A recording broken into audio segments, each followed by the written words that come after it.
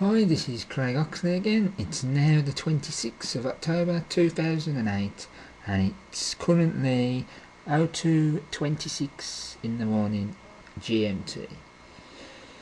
Right, let's deal with Alex CIA Jones of this Infowars.com and all these many other outlets which have got mass bandwidth, very costly bandwidth, right? So let's start with why he is quoted, right, from Carol Quigley's work.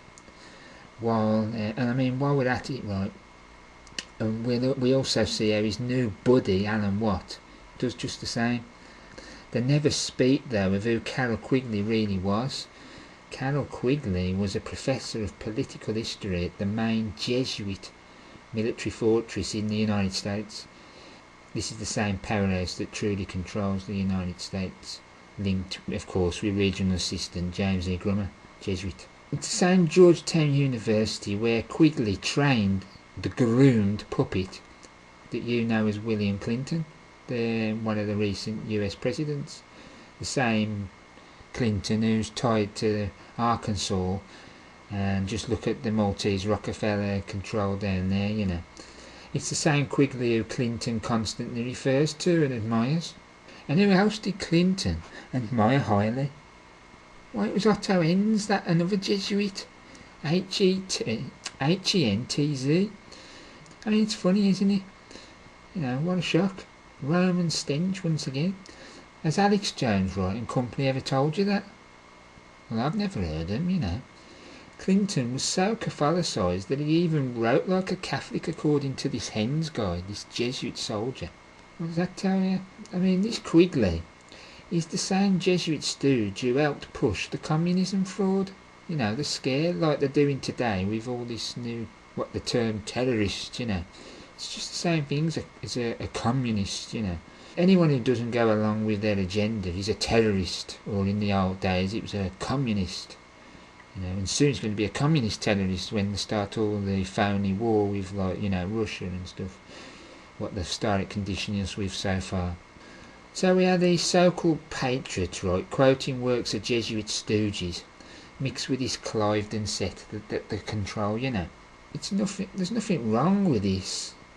I mean, there's all information, there's much meat, as they say, but they must tell you who these people really are, and they're not doing this. Carol Quigley puts all the blame on this Cliveden set network, focusing on, you know, here, where I'm at, Great Britain, as if, like, the UK is the head of this snake, or the dragon, which in fact it just isn't. I mean, that reminds me of that covert agent LaRousse, that one recently who was blaming the British Empire's controlling everything. They're the cause of the destruction of America and everything. Well, it's a part truth, it's a big truth, but it's not the full truth. This LaRousse again, yet another Jesuit stooge, veiling the Jesuits out of the equation once again, like they all do, putting blame on another group of people and not themselves, you know. I mean, no wonder Alan Watt, a new buddy of Alex Jones, constantly dodges talking on the Jesuit order, and if he does, it's never in any proper depth, you know. It's like a quick thing and then he brushes over it with some other subject totally not relevant, you know. The same Alan Watt who at one time made out all these large patriot shows and internet famous conspiracy exposers were safe, controlled stooges. He said that. The same Alan Watt who told you anyone who's been on the television, right, is safe and controlled. So what you doing with Alex Jones, Mr. Watt? I mean, it's unbelievable the hypocrisy there, isn't it? And I don't wish to hear, Alan, the nonsense that it's because I have the freedom to speak on what I wish on these shows. It's bunkum. Anyone with morals wouldn't associate with Alex Jones, and especially after what you've been claiming in the past. So from now on, I'm also labelling you, Alan Watt, as an agent, as a temporal coadjutor, merely someone who could be a more safe bet, right, for those who wouldn't fall for B-movie actor Alex Jones and all his antics. Once the more intelligent people were suckered in, then Alan Watt joins the Alex Jones clique. I mean, you've got to wake up to these Maltese intelligence networks, CSIS and CIA games that's being played here. Let's not forget, right, what Alex CIA Jones, did when he sized up John Gray's place, where there was at, and he sold him out to ABC's 2020.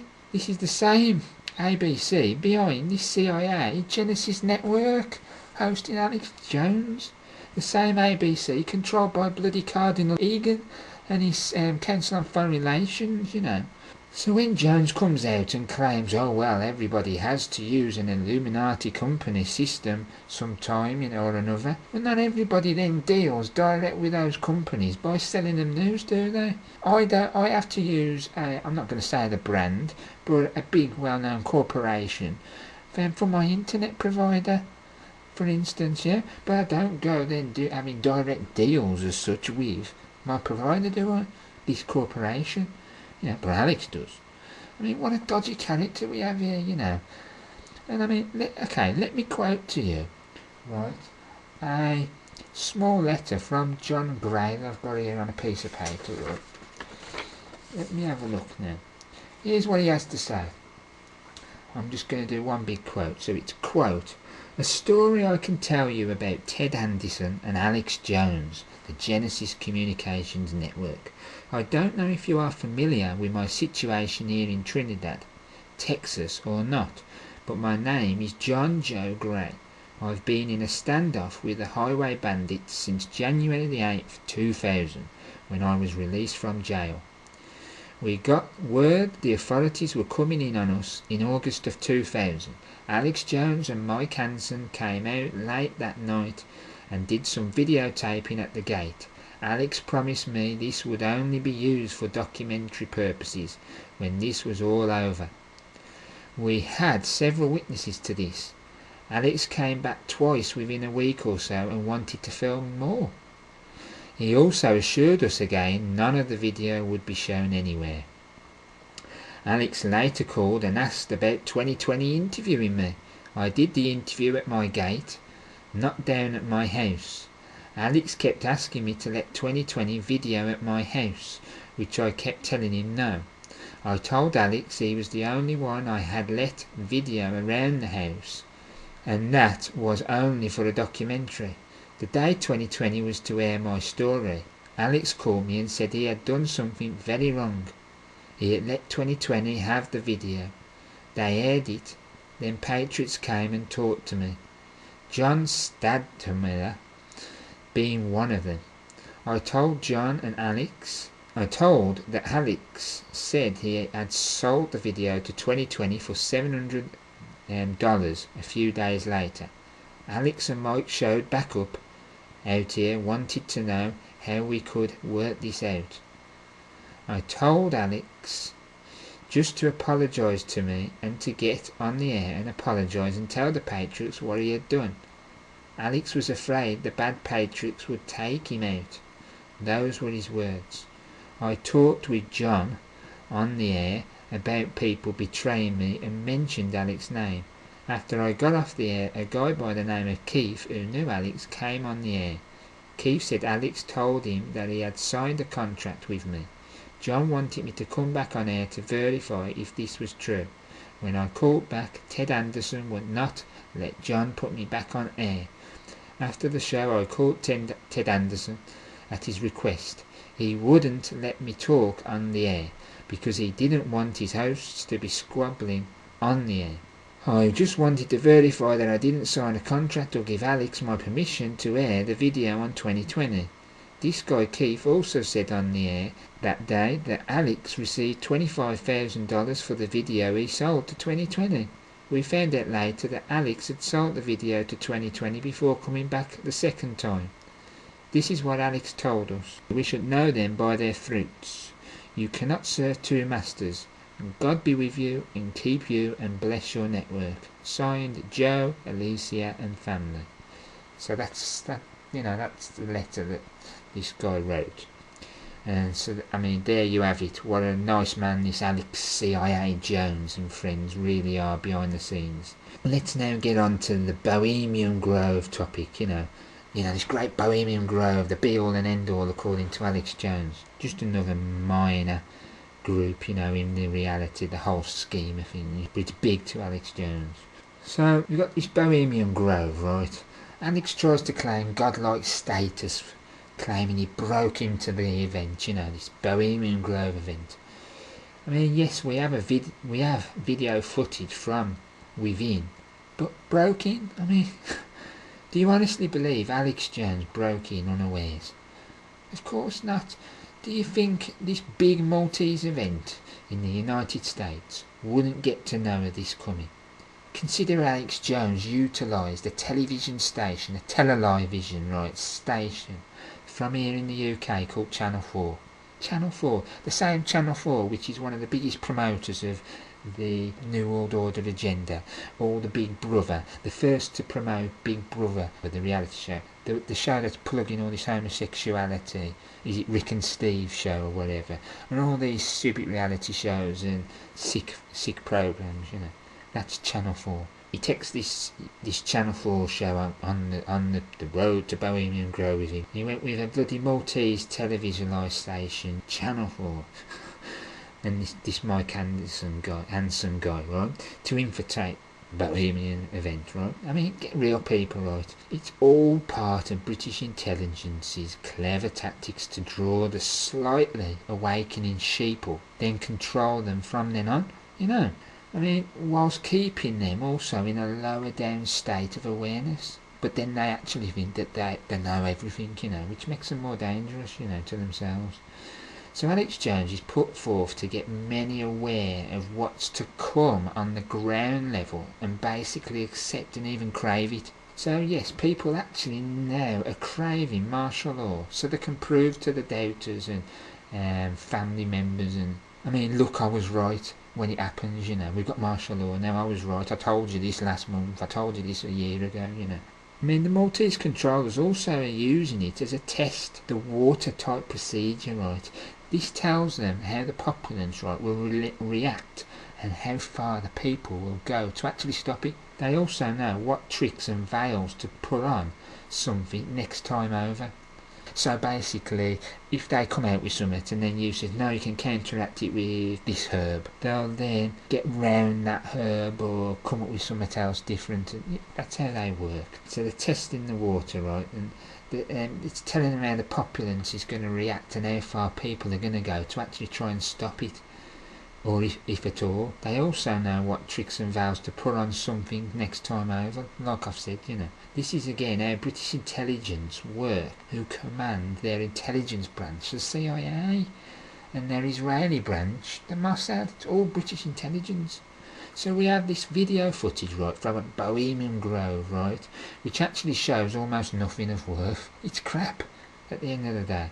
And you've got Alex claiming he was confronted about several times by security, including this Secret Service, When Secret Service the security, he's confronted several times apparently, right?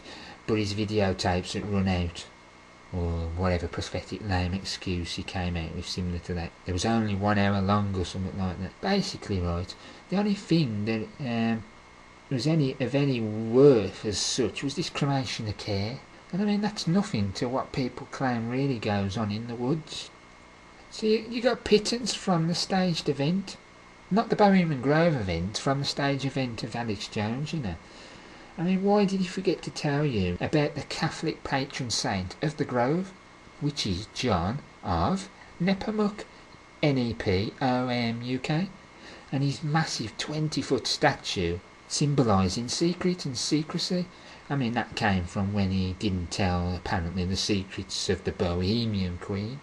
Why don't Alex Jones tell you that Catholic side? This is nothing more than another event to make Alex Jones look like he's on your side, on our side, It's also very interesting to note that ABC is controlled by Walt Disney. Who helped merge Walt Disney and ABC together?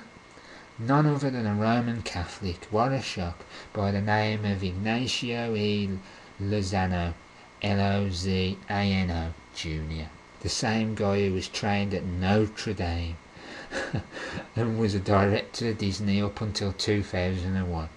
What else is very important about this man, right, is none other than he is a member of the Bohemian Club, i.e. Bohemian Grove, right? I mean, has that lighted your wicks at all? I mean, it sure as mine, you know what I mean? Again, another example of the Bohemian exposure sham, the scam, you know, this staged event. They wanted you to know it and see it. What else is special about Lozano Jr.? Well, he's also a director of the Jesuit majority-controlled Bank of America, the largest bank in the United Corp States, for God's sake. Do we see all this Catholic connection yet? Are my dots, right, joinable as usual? Because I surely do, and others do. I mean, look at Lorenzo Jr.'s daughter, Monica C., also tied to the board of Disney.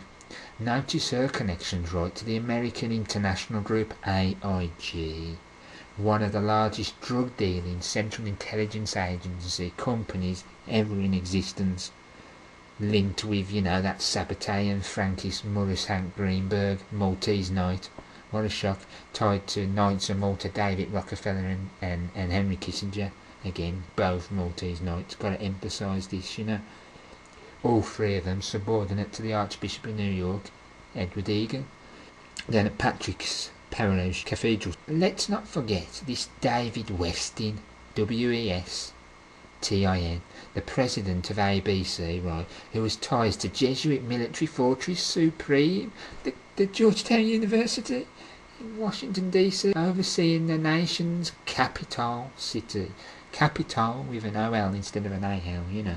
I mean, that reminds me of one of these 7 harlot hills of Rome called Capitoline Hill. I mean, I wonder why that was. That DC, Washington DC, was taken off the land of Rome in Maryland, right where the Capitol building stands upon. The same place of land owned by Francis Pope and Daniel Carroll, both Roman Catholics, tied to George Washington.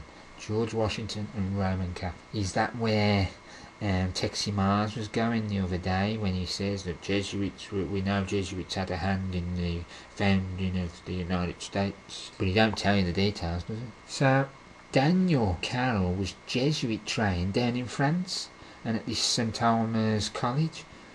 I mean, who was the first Catholic bishop in the United States?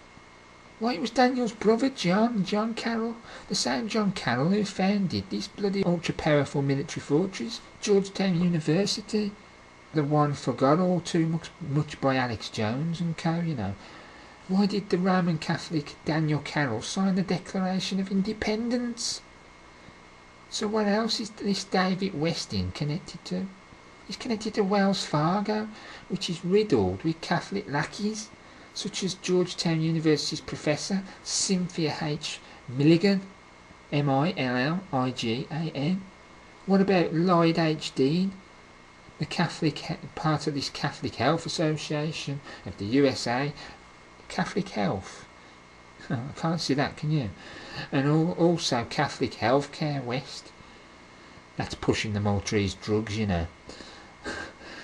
But what about chairman of St Mary's College of California, that stinking Catholic hole, Nicholas G. Moore, M-O-O-R-E. Note how Moore is a director of Gilead Sciences Incorporated, Gilead,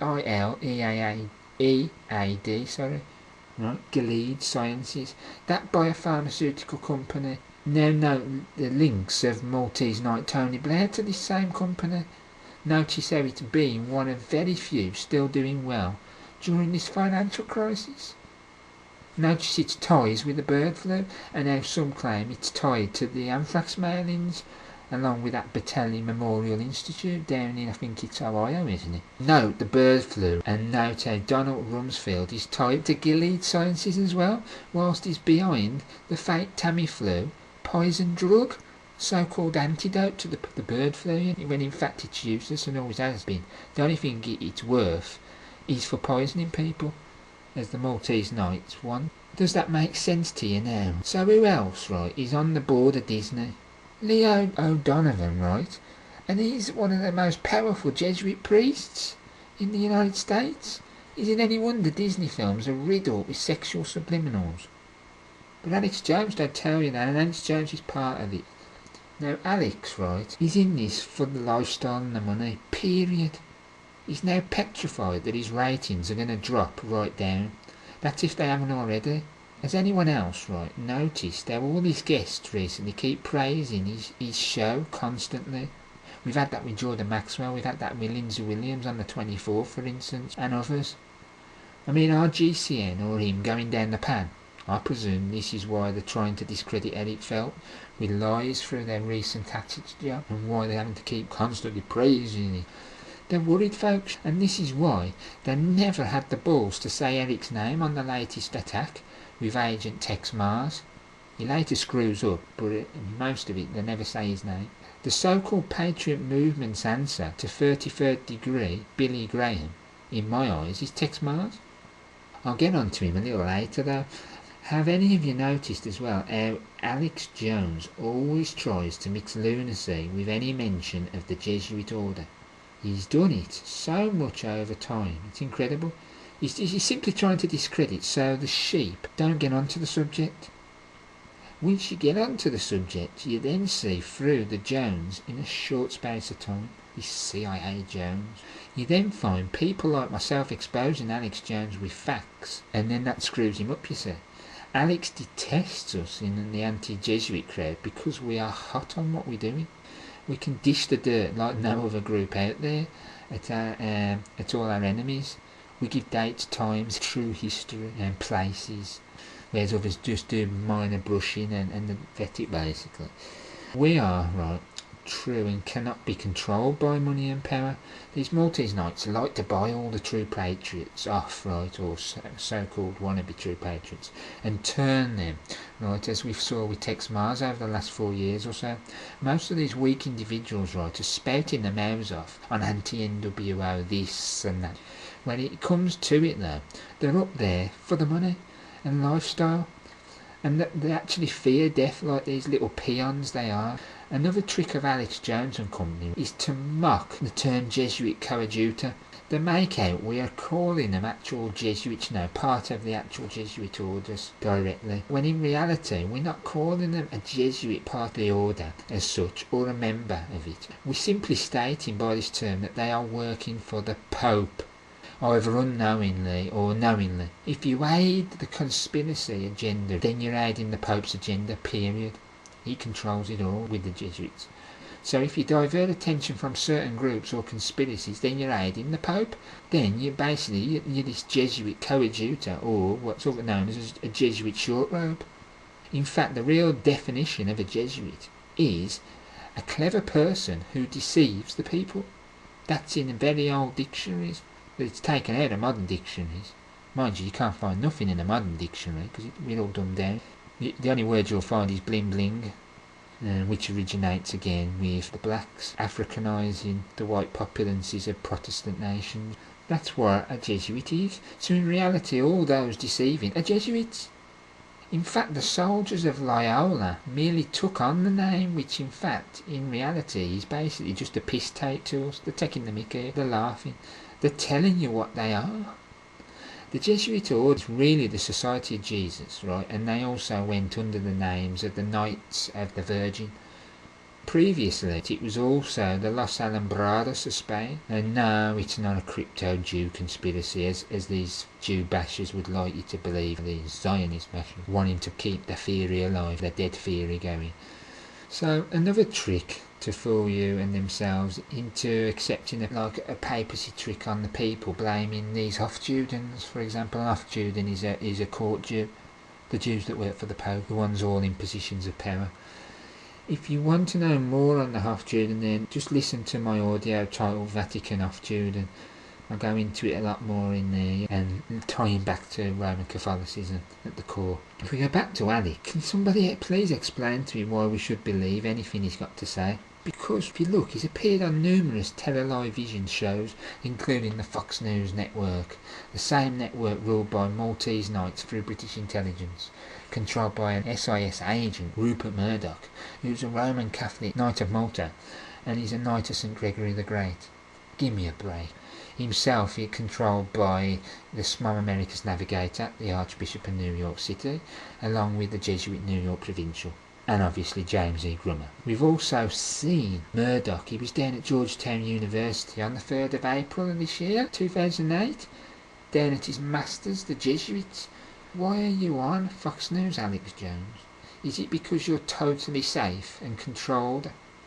Best of it is, right, Alex has slagged off Fox News in the past, but now he's using it. It reminds me of this Kurt Nemo guy, one of Alex's sidekicks. Kurt once said, quote, "It is fair to assume the Pentagon and the CIA are burrowed deeply inside newsrooms around the country, especially the higher echelon corporate newsrooms at Fox News, CNN, MSNBC, etc." End quote. Now tell me why Kurt still associates with Alex Jones after that statement. Doesn't this show you the hypocrisy of these agents, these people, these devious ones? They expect you to worship them like gods and forget all the deviousness going on and what's gone on. The same for Alex appearing on B-Sky B over here in England. You know, B-Sky B is a network again, once again, controlled by Roman Catholic Murdoch.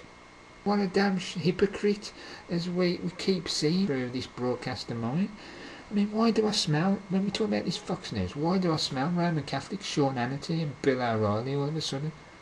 Do you remember when Alex was on Fox News recently with that Taudelt, Taudelt, Geraldo Rivera, right, or Geraldo, whatever they want to call him, right, the same Geraldo who slagged Jones off previously, in a British intelligence game of bad guy and good guy, and discrediting the 9/11 truthers.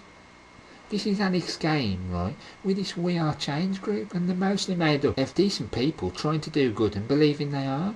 Unbeknown to them, though, they're part of a British intelligence agenda. It's an amazing control system, right, of manipulation of people, and they don't grasp it, and even people that are waking up haven't grasped it yet. So Alex Jones, he's there throwing all these CIA funds out to these poor people who are then going off on planes, etc., to locations, sometimes actually even putting their lives at risk, such as when they've gone down to Ed Brown's location in that scene. So Alex, he's all fine as he sits there eating his pies and beer on his fat chair, whilst people are in the midst of danger, trying or thinking they're doing good. Wake up, people, God's sake. What about Alex Jones on the British Intelligence Broadcasting Network, the BBC? We call it the Blair Broadcasting Network, Maltese Blair Broadcasting Corporation, along with, of course, other shells such as the History Channel. So we've had Alex Jones on the BBC network that he's supposedly highlighting and things like that. What else has Alex Jones been on the television? What stations? He's been on bloody Russia Today. He's been on C-SPAN. He's been on CBC, he's been on CNN, and he's been on MTV and a whole host of others. So is he controlled or not? Alex Jones, right, why do you favour Catholics so much? What about Mel and Hutton Gibson? What about their ties to Opus Dei, supposedly the work of God? Not the God of Adonai, but the God of Lucifer, such as William J. Falco. This is Mel and Hutton Gibson, the Gibson family. What about Hutton's love of the temporal power of the Pope and the hate of those who don't like it? What's temporal power? It's global governance. It's the Pope ruling all nations, presidents, monarchies and governments, and their sheeple populances. I mean, Alex, did you or did you not promote the wicked anti-AV 1611 film by Mel Gibson and Falco, along with that Roman Catholic priest Jonathan Morris, that film called The Passion, that wicked film? What about how Catholic Mel Gibson attacked the Jews? Doesn't that remind you of the Catholic doctrine and of that Oppo Same Texi Mars that you love? So tell me why you've gone on so much about Braveheart, the same film by Roman Catholic Mel Gibson. Why do you forget to point out, Alex, how Robert the Bruce was a Roman Catholic along with the wicked King Longshanks? Why don't you point that out? The Gibsons, right, are nothing more than cretinous Luciferian worshippers. All there worshipping the planet Venus, that Lucy whore. What about Charlie and Martin Sheen's ties to the Jesuits? Did you mention how they got the name from a Catholic bishop called Fulton Sheen? The same Martin Sheen, by the way, who's taken the Ignatius Loyola spiritual exercises. How about Martin's ties to a Jesuit soldier named Bill O'Donnell? We've got a picture of him next to Bill O'Donnell, and they're doing some weird ritual or whatever it is in front of like baby coffins, children, babies' coffins, and what looks like blood on it. I don't know whether that's some doctoring and messing or damage to the photograph, or whether it is blood. I don't know. Probably wouldn't surprise me if it is blood. We also heard Martin Sheen narrate the Titanic documentary of National Geographic called The Secrets of the Titanic. Why is it, Alex, that you have never delved into the Jesuit connection with the sinking of the Titanic? I mean, that's linked to the coming of the bloody Federal Reserve you don't like and you go on about, and the death of the likes of John Jacob Astor. What was John Jacob Astor? He was a Jew who didn't want the Federal Reserve. Why do you ignore as well Jesuit Francis Brown's role in making sure all enemies were on board the doomed vessel? Funny, right, how we have this Sheen doing the voiceover, isn't it? And then we see Charlie Sheen, his son, doing the narrating of Loose Change, based on the 9/11 event created and executed by the Sovereign Military Order of Malta. God's sake, let's see how Mel Gibson and Martin Sheen are two of the most powerful Roman Catholics in the whole of Hollywood, along with Denzel Washington, Patrick Heaton, Tyler Perry, Ralph Winter, Angela Bassett, Martha Williamson, Christian Sienoweth, Philip Anschutz, and then you've got Howard Kazanjian and Scott Derrickson.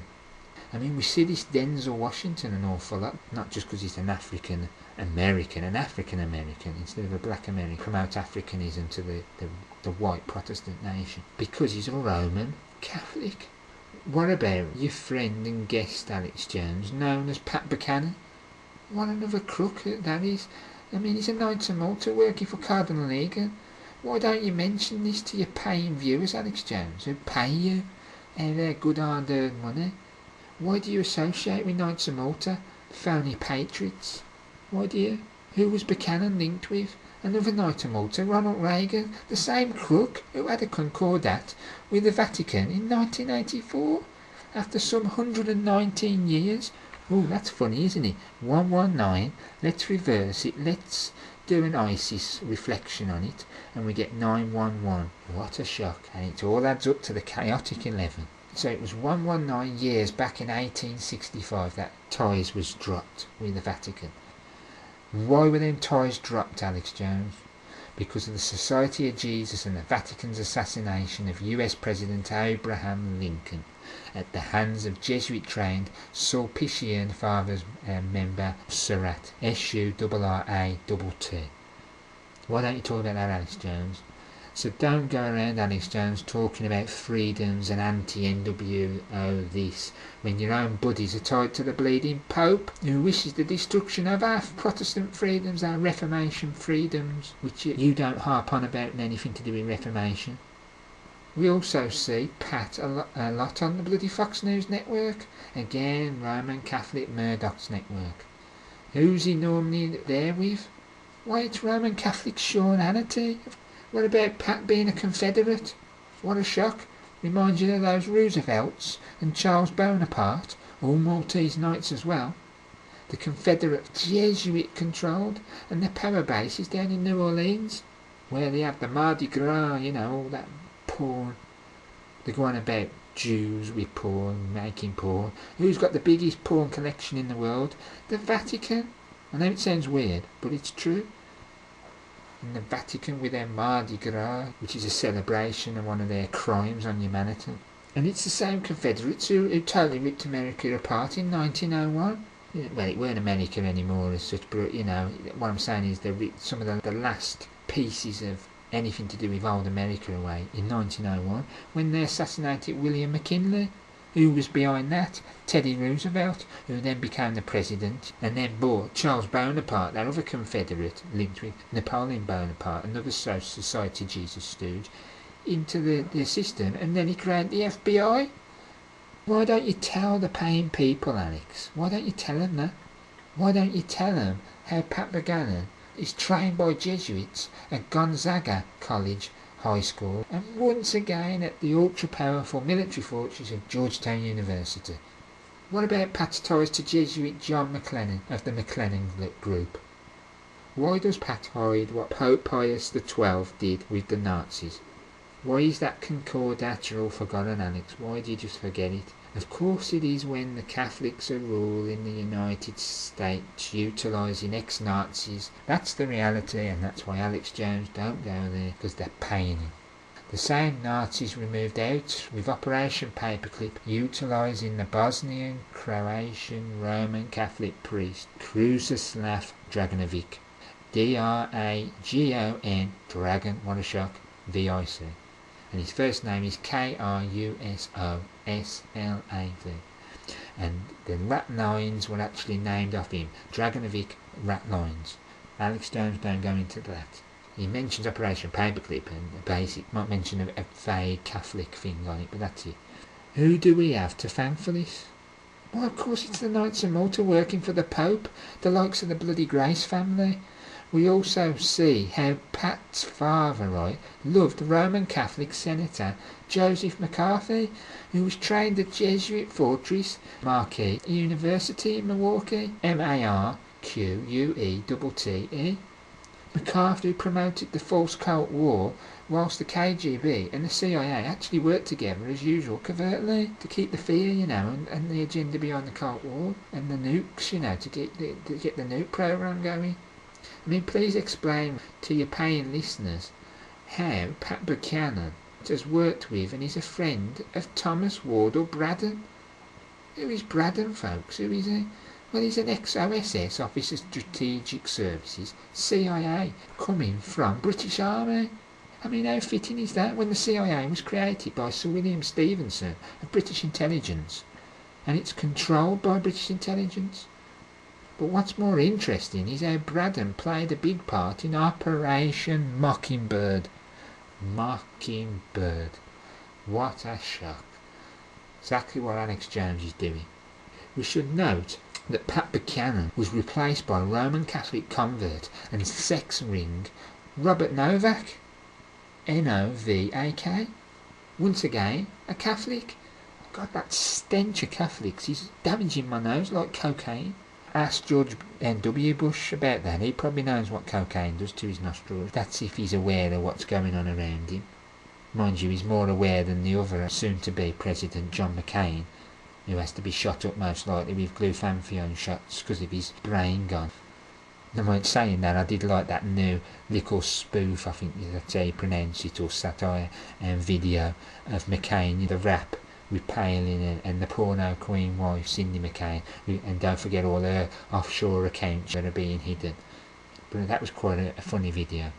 But anyway, now you can see through Alex Jones a little bit more clearly, I hope. So, talking of Knights of Malta, what's Alex Jones doing on CNN-controlled TV? Who owns CNN? A Maltese knight by the name of Ted Turner, who's a great wannabe depopulator. Wants to get rid of the populace, there's too many of us. I don't drive great big limousines and Porsches and things like that like Ted Turner does and will. That's polluting the earth, not me. He's the one that's helping keep us stuck on oil when there's free energy out there and other things. So why have I got to go for him? So why again, Alex Jones, do you have a Knight of Malta on your show and as a friend? If you're this great Mr. Protestant from this great Christian background, what a hypocrite and a traitor to your roots and the AV 1611 King James Bible teachings from real scripture, not Babylonian mystery religion. Talking of the mystery religion, what about this Archbishop of the United Catholic Church, Robert Bowman, B-O-W-M-A-N? You like your Catholics, don't you, Alex Jones? Why did you have Jordan Maxwell on a few times? Don't you realise that he's actually getting people to follow the mystery religion from his teachings? And then it's crafty, you see, because then it gets people to attack the Bible, which is exactly what the Jesuit wishes, and to put down the information in the Bible. And Maxwell's been a part of that. He's doing this and he's covering himself by some of his Catholic exposure to help back him up to the profane people who are not in the know what's going on. And I was one of them in the past as well, I admit. The same Catholic information is purposely mixed with disinformation to screw up the Vatican exposure somewhat. And us people, example is when he claimed the Jesuits created Islam. Wrong, the papacy created Islam. The Jesuits weren't around for another 900 years or so. Islam was out before even the Knights Templar. And then even the Knights of Malta are older than the Knights Templar. Only by Luciferian 5 years, but they're still older. Not many people talk about that. The Templars, the Great Templars are the biggest, the oldest. No, they're not. Rubbish. I'll talk about Jordan Maxwell a little bit later, but not too much on him. He has done a lot of good, and he has helped me out in the past as well, but at the end of the day, he's still an agent. So what about your trip down to Roman Catholic St Edward's Jesuit University, Alex? That reminds me how your stooge opposite buddy Ron Paul was down at Jesuit Military Fortress, Seattle University, back in September 2007. How can anyone claiming to be a Christian enter such a place of Luciferian worship?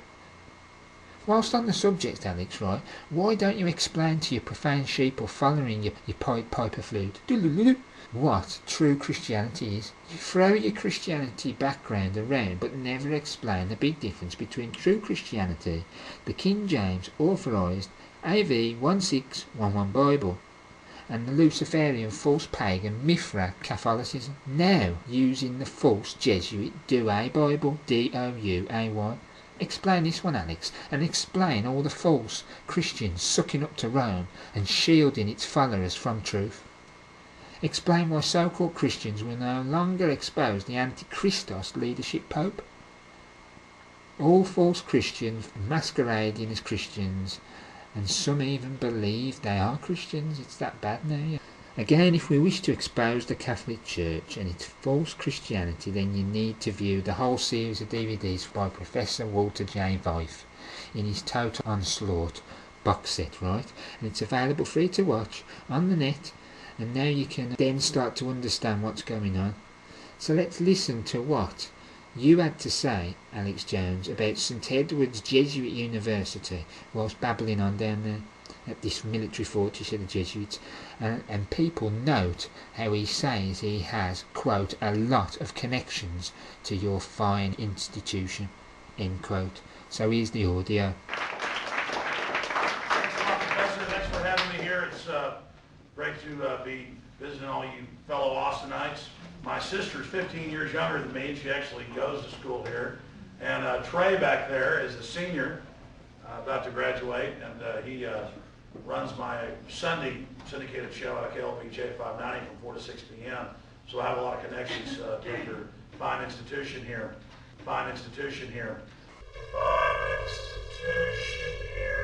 Why, Alex Jones, do you claim the Catholic Church has nothing to do with the Order of the Bavarian Illuminati? Yes, you have said this in the past. We know you've said this, and it can be proven. Why do you ignore Adam Weiser being a Jesuit professor at Ingolstadt Jesuit University in Bavaria, a military fortress? Why do you not understand him being sheep-dipped for his task ahead after 1773, when the Pope suppressed the Society of Jesus, and the Society of Jesus wanted revenge and utilised their lackeys, the Rothschilds? Let's see, Alex, right? You don't like Homeland Security much, do you? So why haven't you exposed our Jesuit volunteer corps, John C. Gannon, fathered Homeland Security, the same Council on Foreign Relations member tied to the Jesuit military fortress, Georgetown University, also an ex-officer of the Maltese CIA for the Maltese British Intelligence Network? What about Knight of Malta, Alberto Gonzales, right? And what about Michael P. Jackson? He's also a Knight of Malta and trained down at the infamous Georgetown University. Why haven't you told your paying viewers this, Alex? So many connections to Jesuit fortresses, and especially that master one, Georgetown University. Let's see what the legendary conspiracy exposer William Cooper had to say about Alex CIA Jones, and note Cooper's information on the Jesuits and his exposure to John Paul II's links with I.G. Farben, and note this real truth-sayer is dead in a bloody wooden box, assassinated, whilst Phony Jones is on Fox News living it up with Maltese funds, Ask yourself how anyone affords $10,000+ a month on servers, for God's sake. Before we get started, I have to clear up a little discrepancy here. Apparently the other night, or within the last week, because I've been getting a lot of email about this, and I even received one telephone call. Apparently somebody called the Alex Jones broadcast and asked him why he didn't have me on the air, or asked him something about me. Alex Jones said he had me on the air once before, several years ago, and had to cut me off the air because of the foul language that I used. So on the air tonight, I'm going to tell you, Alex Jones, you are a bold-faced, miserable, stinking little coward liar. Now let me say that again so there's no mistake about it. You can all tell Alex Jones that I said this, and I suspect he's listening because he does. Alex Jones, you are a bold-faced, stinking, rotten little coward liar. I was only on the Alex Jones show one time. It was years ago, when I didn't know who he was, when I didn't realize what a liar and a coward and a sensationalist bullshit artist that he is. He was on one little FM station down in Texas. He wasn't on all the stuff that he's on now.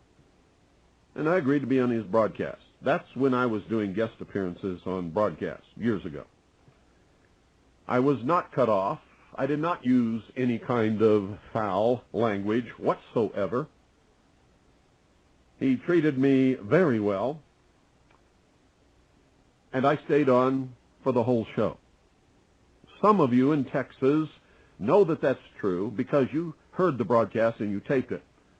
Later, when I found out who Alex Jones was and what he was doing to the truth, and what a cowardly liar and sensationalist he really is, every time he called me after that, I have always refused to appear on his broadcast. Absolutely refused to lend him any credibility whatsoever by appearing on his broadcast. And that made him very angry. I've also revealed him for the lying, sensationalist, bullshit artist that he is by every once in a while bringing to your attention the lies and the deceit and the rumors that he spreads over the airwaves that are not good for any of us, and they're not good for the nation. They are especially not good for militia and patriots. The most disgusting broadcast he ever did was on New Year's Eve, the year 2000, the New Year's Eve, 1999, bringing in the year 2000, which he went completely out of his mind and claimed that Russia had launched intercontinental ballistic missiles with multiple warheads at the United States of America, and actually panicked millions of people who were putting their children and their belongings in their cars and heading for the hills. Now, there's lots of things that can be said about me. Nobody needs to lie about me. Sometimes I am irritating. Sometimes I absolutely will not suffer fools and am just as rude as I can be. Nobody has to lie about me, Alex Jones. So I suggest that the next time somebody calls your broadcast and asks them about me, you tell the truth. There's lots of truth that you can tell about me. But don't ever lie on me, buddy, because I'll chop you off at your ankles. I will chew you up. I will spit you out for the lying, stinking, rotten little coward that you are. And that, ladies and gentlemen, I have to say about Mr. Sensationalist, lying, rumor-mongering, bullshit artist, Alex Jones. Good evening. You're on the air. Yeah, hi, Mr. Cooper. Hi. Listen, that Alex Jones interview was directly after you published the Veritas June 26, 1998 issue about the Cooper family being targeted by the feds. Yeah. Yeah, I heard it. Yeah, And back in 1990. Did he kick me off the air? No, he's a liar, and you've pointed it out, and I heard that interview, and you were nothing but cordial. Yeah, well, that's the truth. That's the truth. Thank you. Thank you, Virginia. Bye-bye. Alex Jones is a miserable, rotten, little, stinking, cowardly, bold-faced liar. Boy, you know, all of these people ought to know better than to mess with me, because I don't take any crap from anybody. And if I'm not afraid of the whole machinations of the entire government Gestapo, what in the hell makes Alex Jones think that I would ever be afraid of his cowardly little rotten butt? Good evening. You're on the air. Yeah, Bill. Mm-hmm. I just wanted to let you know I verify what you said about that Alex Jones interview. They had it archived on the internet at one time, and I did hear that interview, and there was nothing wrong with what you did. And I wasn't thrown off the air, was I? Not a bit. No. And that's the only interview I ever did with Alex Jones. As soon as I found out what he was doing and who he really was, he's called me back at least 100 times since then, and I've always told him to take a hike. So anyway, thank you. How does Alex respond to Cooper? He tries to discredit him, like he does with Eric Phelps right now, going on about Cooper speaking of UFOs and aliens, making it all out to be utter nonsense, of course. He never tells people how Cooper always said he may have been shown these things in order for him to speak out, which he also said would aid the coming world government if so. He didn't say the info was wrong, and he didn't say it was right. All he could present was the facts as he saw them whilst working for the Office of Naval Intelligence at one time. But Alex won't go into that. He needs a quick discredit job to keep his ratings, you see, and to put you off William Cooper. William Cooper always said that Alex Jones was never a member of any Patriot movement, and I think William Cooper should know. So, Mr. Jones, why do you love this Hugo Chavez for? I was one of the first people to start exposing this Oppo saying Pope lover. Another Catholic shield playing his part with the Pope's socialistic system of global governance known as temporal power, kissing the Pope's hand and bowing to him. The same Hugo who's friends with fourth-vow Jesuit and socialist Fidel Castro, who was put in power by the bloody British intelligence through the CIA branch. All games, fronts, proxies for the Pope's coming launching pads and his US invasion shortly. So Alex Jones, you also detest this US Patriot, don't you? So why haven't you informed the people that the co-author of it was a Jesuit priest from military powerhouse, once again, Georgetown University? Why did you forget this powerful Jesuit known as Viet E. Din? Viet, V-I-E-T, E. Din, D-I-N-H. The same Jesuit we have standing next to Roman Catholic Nancy Pelosi in a picture. Why do you forget Din, this once US Assistant Attorney General? Why do you conveniently forget that Michael Chertoff was trained at Georgetown University? While we see once again a connection to Maltese Knight Murdoch, with Din being a director of his corporation? Why, Alex, don't you tell the paying people how you censored the legendary Judge Buster Sherman Skolnick from speaking about the Jesuit order on your radio show? Why did you do that? Would funding have stopped because he was talking about Roman Catholic and the truth? Alex, if you love America so much, why don't you speak of how the Supreme Court is majority Catholic, including Opus Dei Antonin Scalia? What about how the majority of the US police are Roman Catholic Knights of Columbus? What about how Jeb Bush is a fourth degree in that order? Who controls Jeb and the order? Why, it's Carl A. Anderson, the Supreme Knight, of course. You know, why do you forget these important Catholic issues, Alex? Trying to hide something here. Why don't you speak of the 1822 Treaty of Verona, V-E-R-O-N-A, and the destruction of the US Constitution? You go on about the US Constitution, why don't you talk about that? I mean, when you pathetically bullhorned Chris Matthews, why didn't you highlight his Catholic religion? What about his ties to British intelligence through the MSNBC network? More to the point, why didn't you point out that Chris was tied to Thomas O'Neill, who's tied to powerful Jesuit Boston College? The same Boston College we saw Barack Obama at in 2005, by the way. What about Chris being trained by Jesuits at the College of Holy Cross? Why'd you forget all that? Alex, I mean, isn't it amazing how you can get a Rothschild on your radio show? this great big powerful Rothschild family. Maybe it's because of all the promotion you give them as these great powerful all-controlling bankers. This proved you were an agent completely. Folks, the Rothschild, right, he had on, was David Mayer de Rothschild, the son of Sir Evelyn de Rothschild, the Maltese knight who was on BBC the other day when he was talking about the stage Maltese bring down of the economy. Of course he didn't tell you it was staged.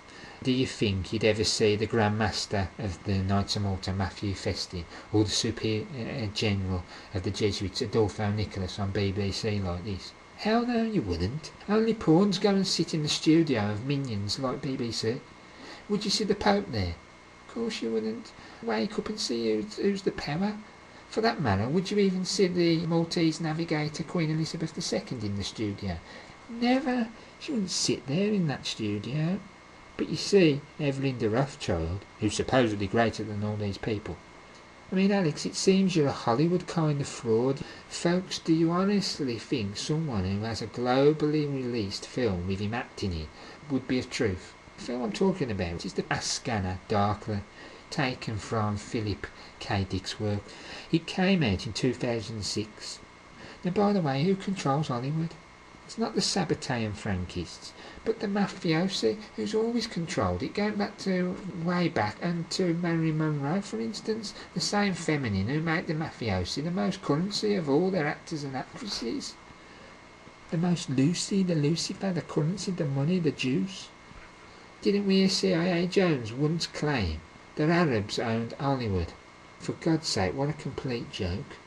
I mean, let's talk about the European Union now, Alex. Why do you constantly go on about Bilderberg? Why do you claim they are this ultra-powerful group? They're just a small arm of the Cliveden set and the unholy Roman Empire control. Why do you always forget to mention how it was Jesuit Joseph Rettinger behind Bilderberg? He was the brainchild and the one who brought Prince Bernhard onto the project. Why do you miss out Jesuit Alcide de Gasperi, Alcide, space DE space GASPERI, behind the European Union? Why'd you do that? I mean, you certainly don't like pointing out these Jesuits, just like the other Pied Pipers don't. What about the Coudenhove Calgary Foundation? Those pan-European Roman Empire cretins such as Otto Habsburg, Max Turnover and Carlo Tasso. The same foundation linked to Richard Coudenhove, Coudenhove. Never heard talk about them, do we? What about Belgium's Cercle des Nations? CERCLEDES Nations? What about the Swiss Mont Pelerin Society? MONT space PELERIN space Society? You don't speak about them, do you? That devious society that pirate Milton Friedman came from? The cretin part of the post-industrial zero growth society agenda with all this free trade. What about the German Hans Seidel Foundation? HANNS space SEIDEL Foundation? Hey Alex, who controls Germany, Belgium and Switzerland along with others? Why, it's Jesuit Regional Assistant Antonin Cahul, KERHUEL from France.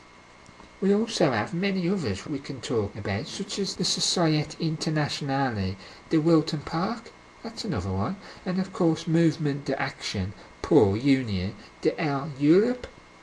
Why don't you speak of these high European Roman-controlled organisations, Alex?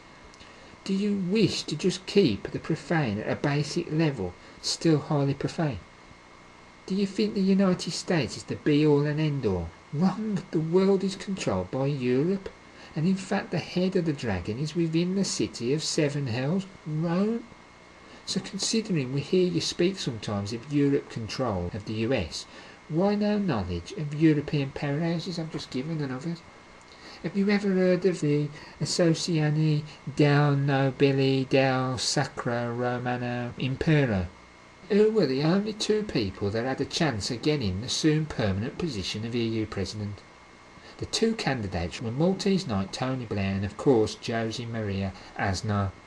The same Aznar, who's on the board of directors of Maltese Night, Murdoch's corporation again. More Catholics urinating in the same pot.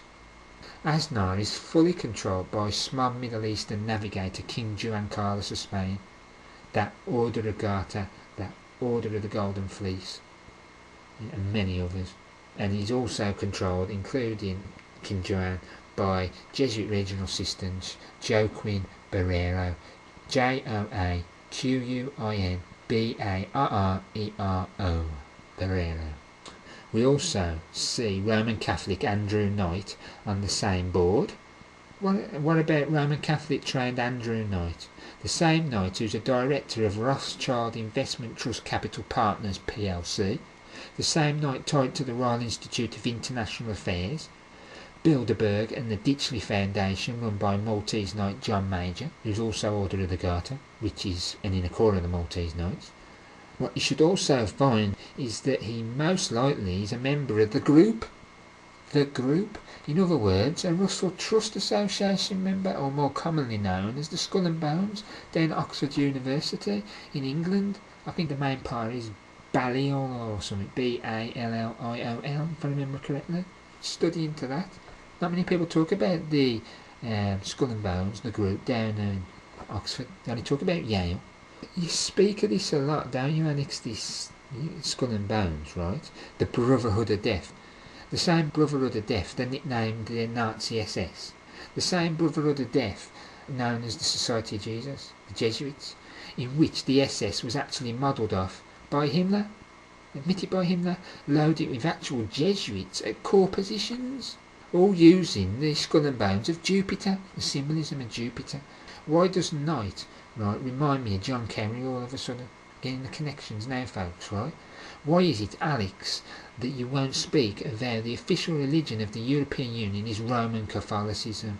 That's why as well you see everybody sign the EU Constitution under the Pope, the big statue of the Pope in Rome. What a shock. Same as where the common market first started.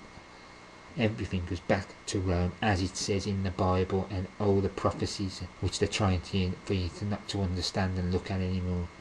It seems maybe Maltese Knight Tony Blair knows this well and converted quickly to this so he could be the EU president soon. What about Jan Stantmiller? Isn't he a Roman Catholic? Can you explain further on this, in case I'm wrong? Is it any wonder he detests the Jews, if that's the case, which is Catholic doctrine? Can you also explain why you help the Church of Rome by claiming it's losing power? The unholy Roman Empire is now controlling the world, something it never did in the past. The wound has healed and the little horn is set now, as in Revelations. Why did you dump on Ed Brown when he started to tell the truth on who's really controlling the United States, Alex? You belittled the poor man. Oh, he's stupid now. He's following all these stupid people. You're the stupid one, not we. Why did you threaten to sue us all, Alex? Why would you want to utilise a maritime court in order to sue us? If you hate the sewer system installed, then why would you want to utilise it exactly? You're a hypocrite again. The same court system which has done away with the Constitution, more in favour of a Napoleonic type system of where you're guilty till proven innocent as such. There's a lot of that Napoleonic control down in New Orleans, the Confederate Jesuits place, and that's what's going to be put on us, this Napoleonic system with the New World Order, the temporal power, the global governance. So here's a quote regarding this. Quote, I am not going to have people on who are liars. I mean, I can sue them into oblivion, but I don't have the time. End quote. Why do you accept money for advertising, Alex, from the likes of corporate giant Walmart, as I call them, or Walmart? The same Maltese controlled Red Chinese job, killing all local businesses and reducing choice? You're such a nice patriot, aren't you? You had adverts for the UK's ASDA, which is controlled by Walmart. It's bought out by Walmart. The same one using Chinese to slave labour, creating cheap products for consumerism, and these poor slaves, the majority of them, are guarded by the Chinese secret police, tortured by them. And you've got to do this, you've got to do that, or you're killed. The products, the crap products, just for some consumers, and so you keep buying because they keep breaking down all the time. That's if they work at all. So who on the Maltese side is a direct controller of Warwart? It's none other than Cardinal Egan's stooge, David Rockefeller. Tell the world, Alex, that one. Tell them. Why are you helping out a local small business destroying corporation which deals drugs, firearms, for killing and war and poverty and all the rest of it? Reminds me of this Saudi dope and arms dealer Adnan Khadashow. It's Khashoggi,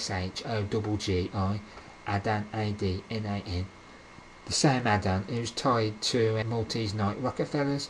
Any connection to you, Mr. Alex Jones, by any chance? Why don't you talk about the Arkansas connection with Warwart? Tell people, Alex, how Bill Clinton is riddled with Red Chinese. What about how deep Hillary goes with the Red Chinese? Haven't we got pictures somewhere of her with some Red Chinese members? What about the leader to the Red Chinese being Francis K. Fong, F-O-N-G? And what about Min Ching Shu? Then we have Red Chinese Wang Jun, which is M-A-N-G-J-U-N. And he was a funder of Clinton. Folks, study Bentonville and note the Chinese airport nearby. What about the Chicago stock market, Alex, funneling all the dirty money, all that laundering? Right. Once again, we see more Maltese Knights in the form of George Herbert Walker Bush, along with his brother Prescott Bush Jr., behind much of this. But you just keep helping them, Alex. Just don't say anything. And then we got these Asda adverts, which were on your site in 2007. Tell the people, Alex Jones, how the Knights of Malta used the Sendero Luminaro guerrillas down in Peru for the Black Poets Drug Trade Protection. Who am you going to advertise next? Will it be Japanese Sony? That's Standard Oil of New York, S-O-N-Y, Rockefeller Maltese outfit. Is it going to be them? So Alex likes to call Vatican exposers mental and nutcases. Isn't this an old pathetic trick of the establishment, and also by him and profane idiots? How does he think this will work for him? I'm not the one screaming and acting like a complete buffoon, which itself puts many off conspiracy knowledge. The problem being that the CIA using Jones gets to most newbies very quickly. Here's a quote from Alex Jones. Quote, "I found no one as bad as the mental cases. Catholics run it all crew." End quote. So Alex Jones, you mean you've not found anyone more powerful in intelligence as us, who can run rings round your Mockingbird, COINTELPRO, CIA, Patriot, not movement? Are you worried, Alex? Are your ratings falling that dramatically? Alex Jones also associates, right, with this Benjamin Fulford fraud, a Maltese Rockefeller-controlled asset regardless of any false stories you hear. The same Fulford trained by Jesuits linked to the Yusha Tokyo fortress known as Sophia University, Jesuit military fortress. The same military fortress which is linked to Jesuit soldier Francis Xavier, the main cretin behind vaccinations, which were to poison and to kill all Protestant heretics and liberal thinking enemies of the Church of Rome. Or should I say Babylon, to be precise. I mean, come to think of it, Alex, you've never spoken of this ever. Vaccines and Francis. The same Fulford who pushes HIV as the cause of AIDS, this virus created to kill off the populations. Yet again, we can prove the HIV virus as a complete fraud very quickly. I never knew that malnutrition, for starters, is a bioweapon. Anyone with a brain cell who attempts to study this HIV and AIDS can see quickly what's going on with this scam. A scam killing thousands daily with fatally poisonous drugs like AZT, the same HIV tests which shouldn't even be used to flag HIV. The same HIV fraud test which flags up over 70 false positives, including pregnancy, for God's sake.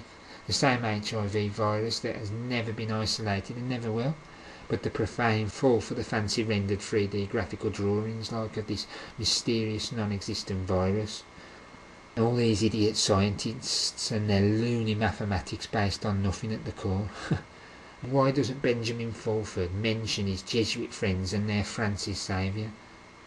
So this Benjamin Ninja Rockefeller stooge Fulford, another Maltese corporate cretin and false pipe piper, is someone who lives in a comic book fantasy from the Beanos. Now, people must realise that the Maltese Knights control both Japan and China. Japan has been well in the hands of the United States since World War II. Where do you think Sony comes from? Standard Oil in New York. This is where the Nikkei 225 stock market and Japanese economy are so important to keep an eye on. The Maltese utilise the Institute of Pacific Relations to control these countries. In fact, the head of controlling Japan is Jesuit Provincial Shogo Sumita, which is Shogo Sumita. And then people don't forget that Jesuit Regional Assistant Daniel Yang Huang controls Japan above the provincial Shogo, along with China, North Korea, South Korea, Mongolia, Taiwan and Hong Kong, for instance.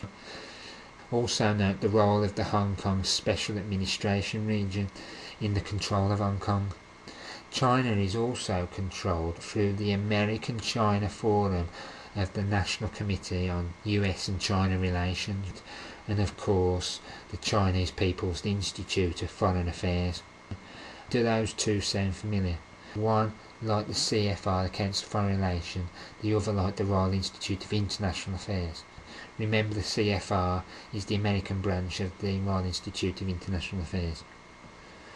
Now let's look at this Ray McGovern, who Alex Jones teams up with regular. Well, first off, he's Jesuit trained at the two most powerful locations in the United States. Again, Georgetown University and Fordham University. Fordham is where the Jesuit New York Provincial oversees the SMOM navigator Cardinal League and the Archbishop of New York at St. Patrick's Powerhouse Cathedral. He worked for their Maltese CIA, this Ray McGovern. Do you think that this man is not safe and controlled?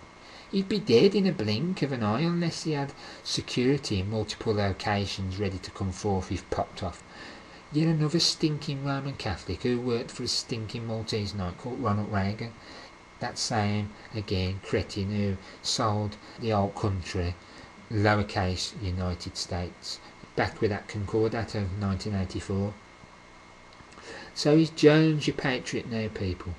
Associating with the cretins like this, McGovern is tied to Maltese Knights, William J. Casey and John C. Gannon. Why does McGovern wish you to believe that Israel has the ability to set off nuclear weapons? Let it go. It's not so.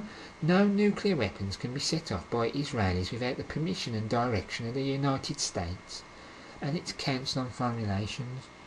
The Maltese CFR controls Israel along with the Institute for Jewish Policy. Nothing goes on without the Maltese masters say so. Remember, King Juan Carlos is ruling the Middle East region under his Latins of Jerusalem title. SMOM Juan Carlos is controlled by Grand Master Festin and Jesuit Barrero. What about Jesuit-trained Simon Perez, that Vatican agent to the Pope, the most powerful Sabbatean Frankist in the land of Israel, the man behind the killings of Rabin and Cabbaging of Ariel Sharon, the man behind the Oslo Accord and the handing over of 80% of Jerusalem over to the Pope? And don't forget how he's got the Temple Mount, the Pope. Henry Kissinger is a sort of Simon Perez in the United States, a papal advisor, Maltese knight and so forth. So Alex, why don't you deal Catholicism's role in all this? McGovern is an opposite and a Jew baiter and diverter, but what more would you expect from like a Roman Catholic? This cretin is also pushing for unification with Mother Babylon Church in reality. This is all this ecumenical crap. Why would Ray focus on Jews in the US when in fact Congress alone has a majority of Catholics over the Jews within it? And that reminds me again of the Supreme Court. There's a majority of Roman Catholics. We also see Alex Jones defended by Roman Catholic lover Ken Adachi. The same Ken mixing few truths with much far-out nonsense. Check his website out if you don't believe me. The same Ken, right, who promotes that the Catholic Church is Christianity. About time, right, people started to understand what true Christianity is for once. Ken, you're nothing but a temporal coadjutor, helping the Pope's endgame of temporal power or for the profane global governance? Ken tries to hide the Vatican by claiming the Illuminati are trying to destroy Christianity. The Catholic Church. The Illuminati are controlled by the Church of Rome, for God's sake. The same church which is about to change into a new religion shortly, with new names and titles, as they did when the Roman Empire of the West became the Church of Rome, when the Caesar changed to the Pope, the Pontifex Maximus, the same title used by the popes today. The same popes who are the head of the ecumenical and World Council of Church movements, the same popes who were behind the head of the gatherings in Rome and mass religions as one. The conditioning for the final world religion of the unholy Roman pagan empire. So Alex is defended by these sorts of people. I wonder why. I wonder what connections Kenadachi has to FBI Division Number 5 down in Denver, Colorado. I mean, it's interesting, isn't it? Again, the FBI, which was created by Maltese Knight and Jesuit Confederate Charles Bonaparte, put in place by Maltese Knight Ted Roosevelt and Jesuit Confederate. This is the same Kenadachi who hangs around with CIA-controlled Ted Gunderson, who poses as a good guy. The same Gunderson who's had a Roman Catholic priest with him at almost all times. Why? An handler or what? Again, the stench of Roman Catholicism on corporate US soil, as I see it. And let's talk about Joe Rogan for a minute, the Satanist, the drug taker. Let's see how Alex Jones likes this guy. The same Rogan who puts his arm around the Satanist known as Stanton Levi, whilst throwing horned hand symbol and wearing a Saturnian black t-shirt with 666 upon it. The Holy Sun crowned to them. In the video with him and Alex acting all stupid to discredit in the eyes of most profane, you'll see him taking drugs from a bung. He openly promotes cannabis and DMT. If you or I did that, we'd be off air, never to be seen again. Remember how the United Nations detest DMT and have banned it from most parts of the globe? Doesn't this worry you out there? Alex Jones also wearing a black Saturnalian cloak and mask, as is Rogan. It's really covertly telling you something. But again, you believe these are the good guys. They're laughing at you whilst taking your money and time. We also see Rogan liking the rising phoenix. Phoenix meaning red gold. That doesn't surprise me in the slightest when you know Rogan's into DMT. This guy is on mainstream television again doing comedy, Fear Factor reality shows and all that crap. I mean, come on, it's a joke. If these people were serious, they'd be off the air ASAP. Rogan seems to like Darwinism.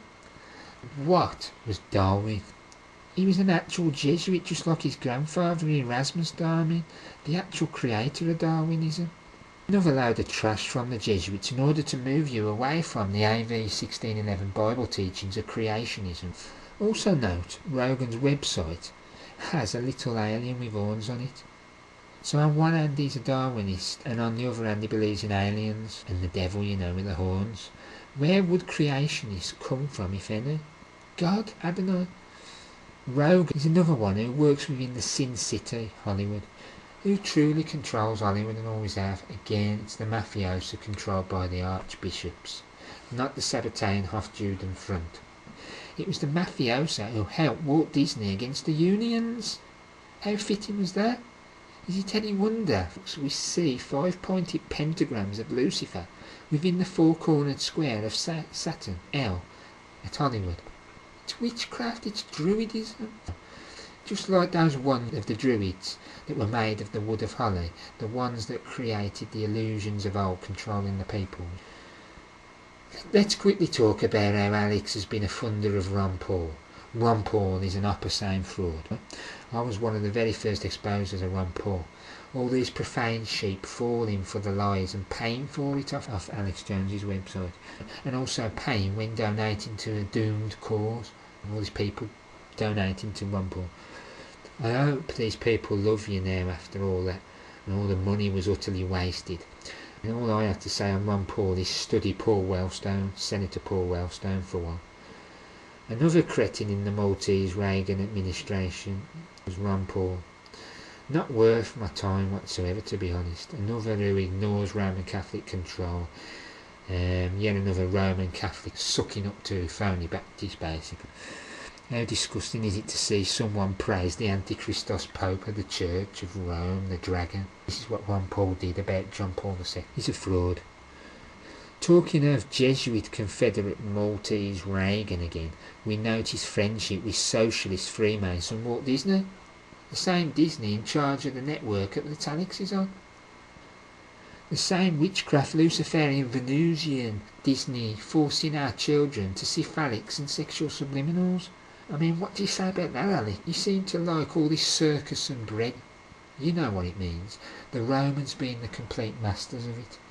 A bit like you're dressing up as Set, our Vader Set, shouting off, entertaining to profane idiots, all whilst real issues are ignored that are of high importance. No different to a Knights of Malta football game to keep you ignorant. Why don't you tell the people, Alex, how Disneyland are used to program child slaves? But you can't do that, can you, because of ABC? Don't believe me if you don't want, but do a study on an ex-Disney director called Victor Ronald Salva, S-A-L-V-A, and what happened to him for abusing children back in 1988. So when you watch his film Jeepers Creepers, you know why it's sick and twisted. Let's also talk about the B-movie staged arrests of Alex Jones, especially the one where he's taken away from George W. Bush, and of course the one prior to his video coming out. They're all setups to get you suckered into following his false tunes from the Pipe intelligence agency flute. Wonder if him and Tex Mars share spit on the end of that filthy traitorous flute. When you're first getting into conspiracy, you see Alex Jones as some kind of a god. You even get a buzz out of seeing him arrested. This is what British intelligence actually want. And it's a sucker-in job, agenda. Then when you start to learn what's going on about Alex, well, all that tends to go away quickly, and you see how really pathetic it actually is, and was. Just the same as Ewan's pathetic life in the mix and illusion of the conspiracy you couldn't see when he was deeply profane. So Alex, why haven't you addressed the genocide of nearly 1 million Croatians due to the Vatican? Tell the people about the San Francisco federal court case, Alperin v Vatican Bank back in 1999, ALPERIN. Let's get some facts going, Alex. You also haven't spoke of how Catholics were pacifying the Indonesian islanders under Japanese control. Let's see what the Catholic Bishops' Conference of Japan says about it all. Come on, give us some facts for once. Deep facts. How can you ignore Vatican control and crimes? You're just another Patrick Buchanan. So now I'd like to also let you listen to a quick clip of what Freeman Fly had to say when he was speaking with Eric Phelps in an interview not long back, and notice what he says about Alex Jones and when he appears big. Because it was HW's announcement for the New World Order. To me, it was so obviously an inside job, and I wondered if it was designed as such so that it would cause a schism and create an Alex Jones, so that then there's this more infighting with us. Why, sure. Sure, because you have to divide the camp of the enemy before you conquer them, and you have to smite the shepherd so that the sheep can be scattered. So you have to discredit real leaders, and then you have to create infighting among others through Operation Mockingbird and other things like that, where you control the alternative media. And then you can continue to sow this discord while at the same time planning your next terrorist event. Now we get to the what we really want to go on about, what Alex has done recently with his hatchet job video. So, in this video, Tex Mars researched Eric John Phelps did it. What a great letdown this Tex Mars is after all, you know. How can anyone follow this Tex Mars ever again after this nonsense hatchet job? It's desperate. So, Eric supposedly, according to Alex CIA Jones, claims, quote, only he is not a Vatican agent in the Patriot movement, quote. Well, Eric, has never said this whatsoever. This is Alec's way of demonising Eric in the eyes of the blinkered flock to protect himself as usual. So Tex Mars is a Protestant pastorism. That figure's seen as Protestantism has been taken over fully by the Society of Jesus, and is full of phonies. If Tex Mars was a true Protestant, wouldn't have gone quiet on the Antichristus Vatican for the last 4 years or so. Anyone who's a Protestant should be protesting the Vatican. Otherwise you are no longer a Protestant, period. In most cases you're a temporal coadjutor, willingly or stupidly doing the bidding of the Pope for his temporal power and global governance. So tell me why someone whose family supposedly was being targeted for death by the Jesuits for running Bibles in Texas. Tell me why somebody would just ignore Rome after that. Tell me why anybody would be a traitor to their own family if this case was so. This then shows the type of person we're dealing with, doesn't it? Now I'll play a 3.5-minute recording of a true patriot known as Hiram Dukes, H-A-R-A-M, as in Hiram Abiff, and what he tells you on Jesuit infiltration of Protestant churches, or once Protestant churches. So here we go with that. Scholars, and they were sticking up their fingers for a ride.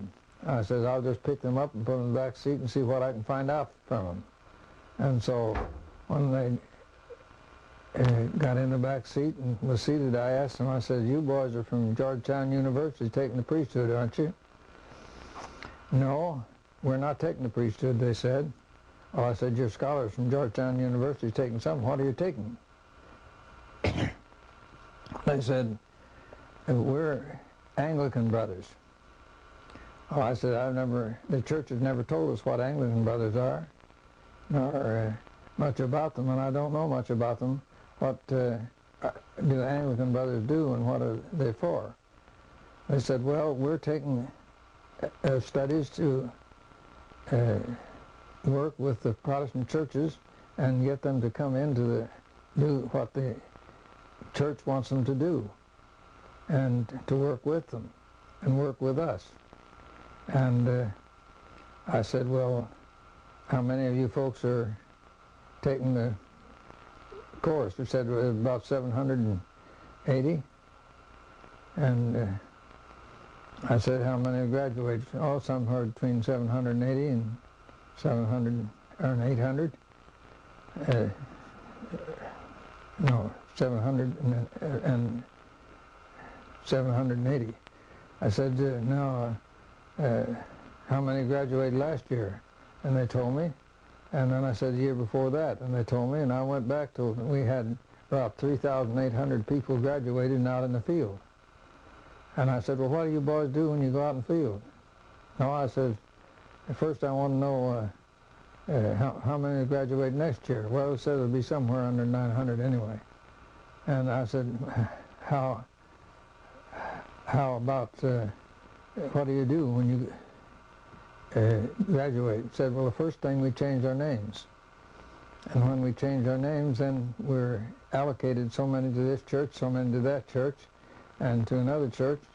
And I said, when you go out to the churches, then what do you do? I said, well, first thing we do is look around for some nice young lady that we'd like to make an associate member with, and then we marry them. And after we're married, we go off to a Protestant theological seminary or school, and we come out a Protestant minister. Then we're taught to, in our course, to work up to the heads as fast as we can in that line, where we're supposed to work in. And I said, now, do all of you work in the same field? No, says some of us work, but we all work in the church trying to get the churches to unite with us and do what we want them to do. So were these Roman Catholic students then? They were, as far as I learned, from what I learned, they were Jesuits. I know they don't only infiltrate the Protestant churches, but they infiltrate their schools. And I know one fellow that got to be teacher in the Methodist school, and as a result of that, a lot of the Methodist ministers today are carrying communist cards. They utilize anything and everybody to bring their means to an end. Right, so next, Alex Jones claims he's not going to name any names today.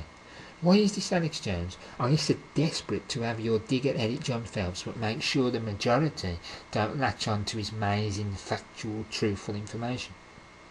You've really screwed up this one, especially Tex when he blabs the website later on. And I believe he's created this site attacking Eric Phelps and myself, and a couple of others from the look of it. And are you worried about being liable, Alex Jones? I mean, I don't think Eric Phelps is going to stoop to using unconstitutional British maritime courts, unlike yourself, if you actually could. Now you claim we're out to destroy patriot movements. First of all, can anyone tell me of a real patriot movement out there that's not controlled by British intelligence and the Central Intelligence Agency? You guys infiltrate all movements, and if you cannot take them over, you utilise techniques in order to divide the leadership and destroy them completely in most cases.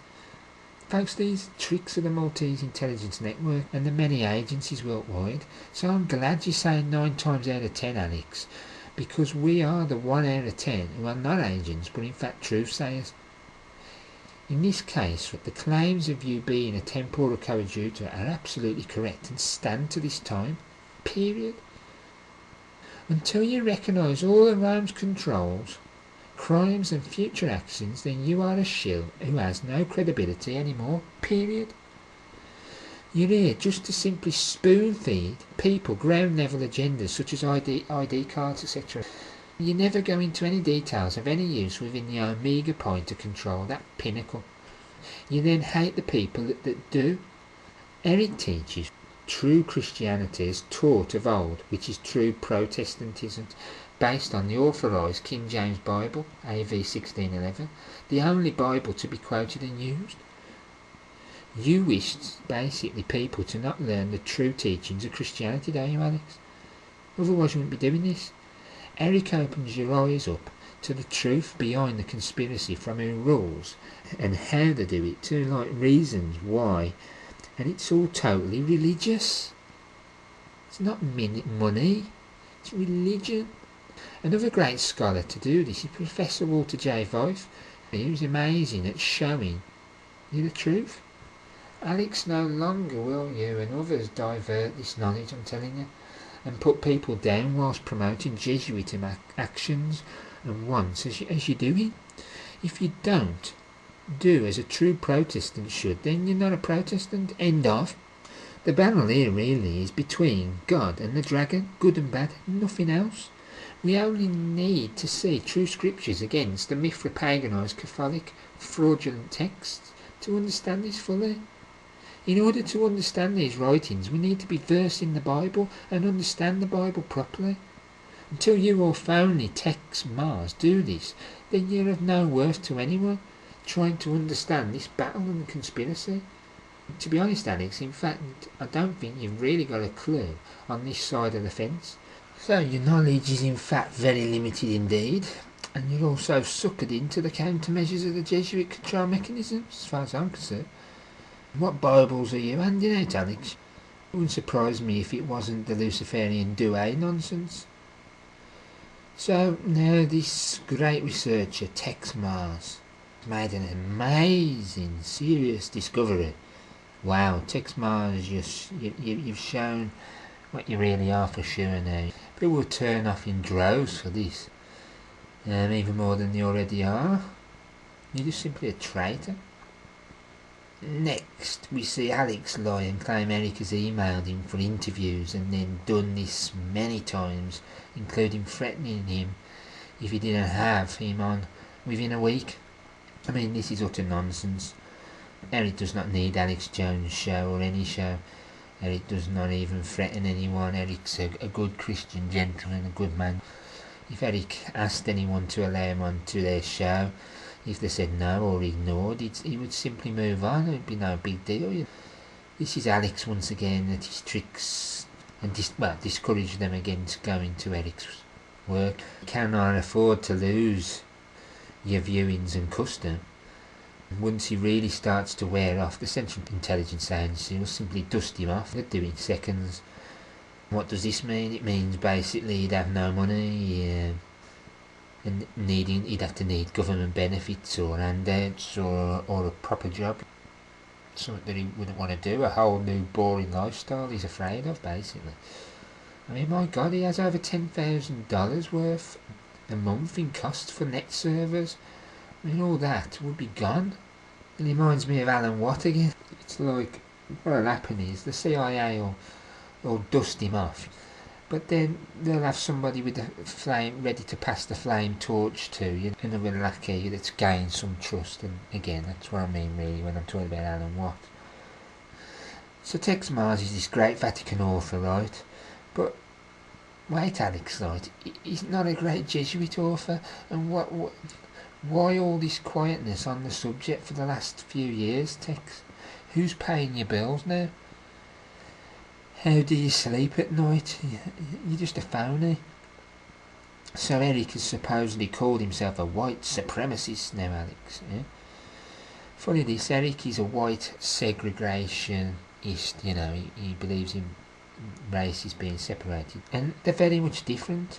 You then come up with this other total fantasy lie that Eric speaks of some weird black magical rituals in aircraft and firing some weird power beams to Earth. And this is what he believes nukes are. Well, Alex, I mean, what utter tripe and discredit job that was. How many times do you think you can get away with it? Eric does not speak of any black magic or power beams. What he speaks of, right, is how magnesium flash bombs laced with radioactive material such as like uranium or plutonium were dropped by B-29 bombers over Japan.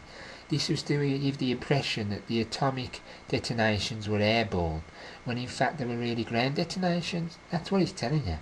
The ground detonations perfectly timed without the air flash. So do you believe, Alex CIA Jones, that 5 Jesuits were protected by their Luciferian goddess Samarisis, or should I say Mary, when they amazingly appeared unarmed by the blasts? Are we meant to believe that? What about those plaques in the name and this so-called miracle down there in Japan? Explain that, Alex, if there weren't something going on. And what about that evil Pedro Arupe, who was their commanding officer during that time, and who later become the superior general of the order? What about that, Alex? So tell me where we get black magic and power beams from this, Alex. You're just a sneaky Jesuit yourself. Remember, folks, that the true definition of a Jesuit is a clever person who deceives people. That's what Alex Jones is doing. Just now. And all the time. He too will be totally screwed in viewers for this shortly. So Alex is trying to discredit. He is trying to do this with his own fantasy version of Eric Phelps' nuke knowledge. He's twisted it all as usual. Well, Alex, if anyone is trying to discredit the 9/11 movement, it's you. Whipping up all these young profane teenagers. You're trying children. You're getting arrested and causing agitation so much. If anyone is helping to damage the 9/11 truth movement, it is yourself. Along with how you act like a complete mental case. This is a technique to put the masses off your work, whilst claiming that you're trying to do the opposite. You accept the more intelligent, as the CIA knows there is not much they can do against them that are semi-waking up. But they can sure use you to keep the others from awakening. So they put on this crazy mental voice and actions with their stooge, Alex Jones. All of a sudden, the new and profane see this and think mental retard or something, and they switch off instantly. So right now I'm going to play an example of Alex Jones and his technique to put people back into their quilts fast asleep. Our roots. It's time to get angry, and it's time to start standing up to the scumbags that think that we're their slaves, because they're not giving us quarter, and if we don't stand up and fight back against them, we have no future. The New World Order must be defeated! You've obviously seen Doctor Who. No, I remember about 20 years ago watching it on PBS, yeah, but I... You sounded just like a Dalek. Are those the little things that run around trying to kill people? Yeah. They're big, man. Don't say exterminate, yes. Watch out for Hey, them. listen, Alex. No, that's the New World Order. It's Daleks running the New World Order. Exterminate. Exactly. So, Prince Philip's a Dalek. You have got to get in-game, folks. It's free on Google or get it at Amazon.uk. Just get it out to people. The rebellion has begun. Thank you. We'll talk soon. Thank you. Okay, thanks, Alex. Alex Jones. So, folks, who do you think is discrediting the conspiracy truth now, then? Huh? I mean, imagine yourself not knowing anything once again, back in, when you was profane, big time, and then coming across this raving lunatic straight off, going off on one, Would you still be a follower? I mean, Alex attacks David Icke for his reptilian theories, but at least David Icke goes about his presentations correctly, and in fact very well, by adding some sarcasm to the proceedings, which gives more interest. Mind you, as many know, I don't trust David Icke either. He's on the telly and everything else, but in many ways he's far better than Alex Jones. Now, Alex Jones tries to discredit Eric's information on how nukes have been put on certain ley lines in order for the detonation to work as planned. This is also in accordance with the harmonics of the sun. It's where the sun's in a certain location in order for the nuke to explode. It's all to do with frequencies and stuff that we're not privy to, occult. This is the information that the Jesuits and the Maltese just do not want you to know. This is their occult and for them only. While it highlights the importance of the sun more than ever in their actions, along with showing you their airborne nuclear info is a complete hoax and fraud. Also, do you believe, folks, that there's not nukes planted all over the ground? If you wished to nuke a nation without any chance of it being stopped, then how would you do it? You'd do it this way. We also know of various individual groups of intelligence agencies which deal with specifically nukes. I forgot the division of Mossad now, in which controls much of the nuke maintenance that has to be done regular. There's Israeli Mossad. I thought we don't talk about Israeli Mossad, Alex Jones. So now according to Alex Jones, I'm now a well-meaning 2-year-old idiot for following Eric Phelps, and so is anybody else. Well, I'd like to call myself a downright idiot if I followed you, Alex Jones. I look back at my beginnings in all this, and I can't believe how Alex Jones suckered me in all them years ago. It disgusts me terribly. Alex, you keep throwing yourself in the deep end once again. Next, according to you, and you only, this is Eric claims the Earth is on some sort of string, which to me sounds like some sort of like a conquer game, of Great Britain, where you fight one of your conquers on a string. Where'd you come up with this shit? I mean, are you Texans snakes or thick as elephant dung? Eric does not speak about any nonsense string with the Earth. Eric does speak of geocentrism, and that's based on, for instance, Psalm 19 in the Bible. This is simply where the Earth is still and doesn't go a merry path around the sun, but in fact it means the sun goes a merry path around the Earth instead. Now, many people have believed this in the past, and they still do. Why is it in the Bible, for God's sake? But why do the Jesuits detest the Bible and its many truths and truths, whilst the Jesuits, are peddling the lies? But what about some of the lower down rank Jesuits who also believe this geocentrism? I mean, are you smarter than a Jesuit now, Alex Jones, or Tex Mars? Are you smarter than these continuations of the Chaldean academic classes? I think not. Yeah.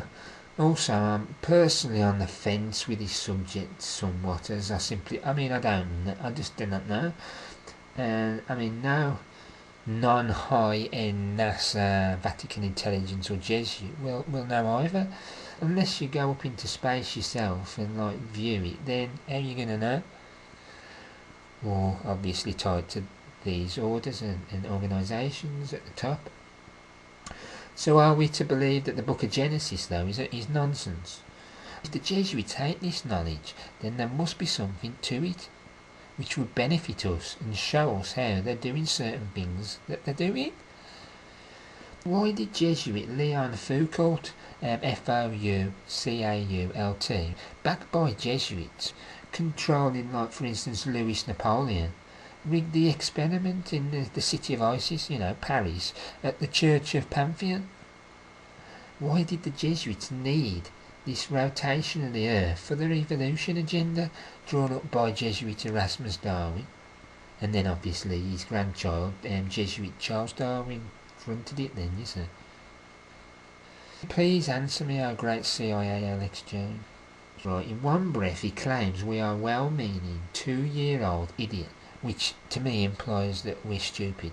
And then, when he lets the internet lot listen to the music, he then says to Tex Mars, quote, "We're clearly not crackpots, and that we're out to discredit him."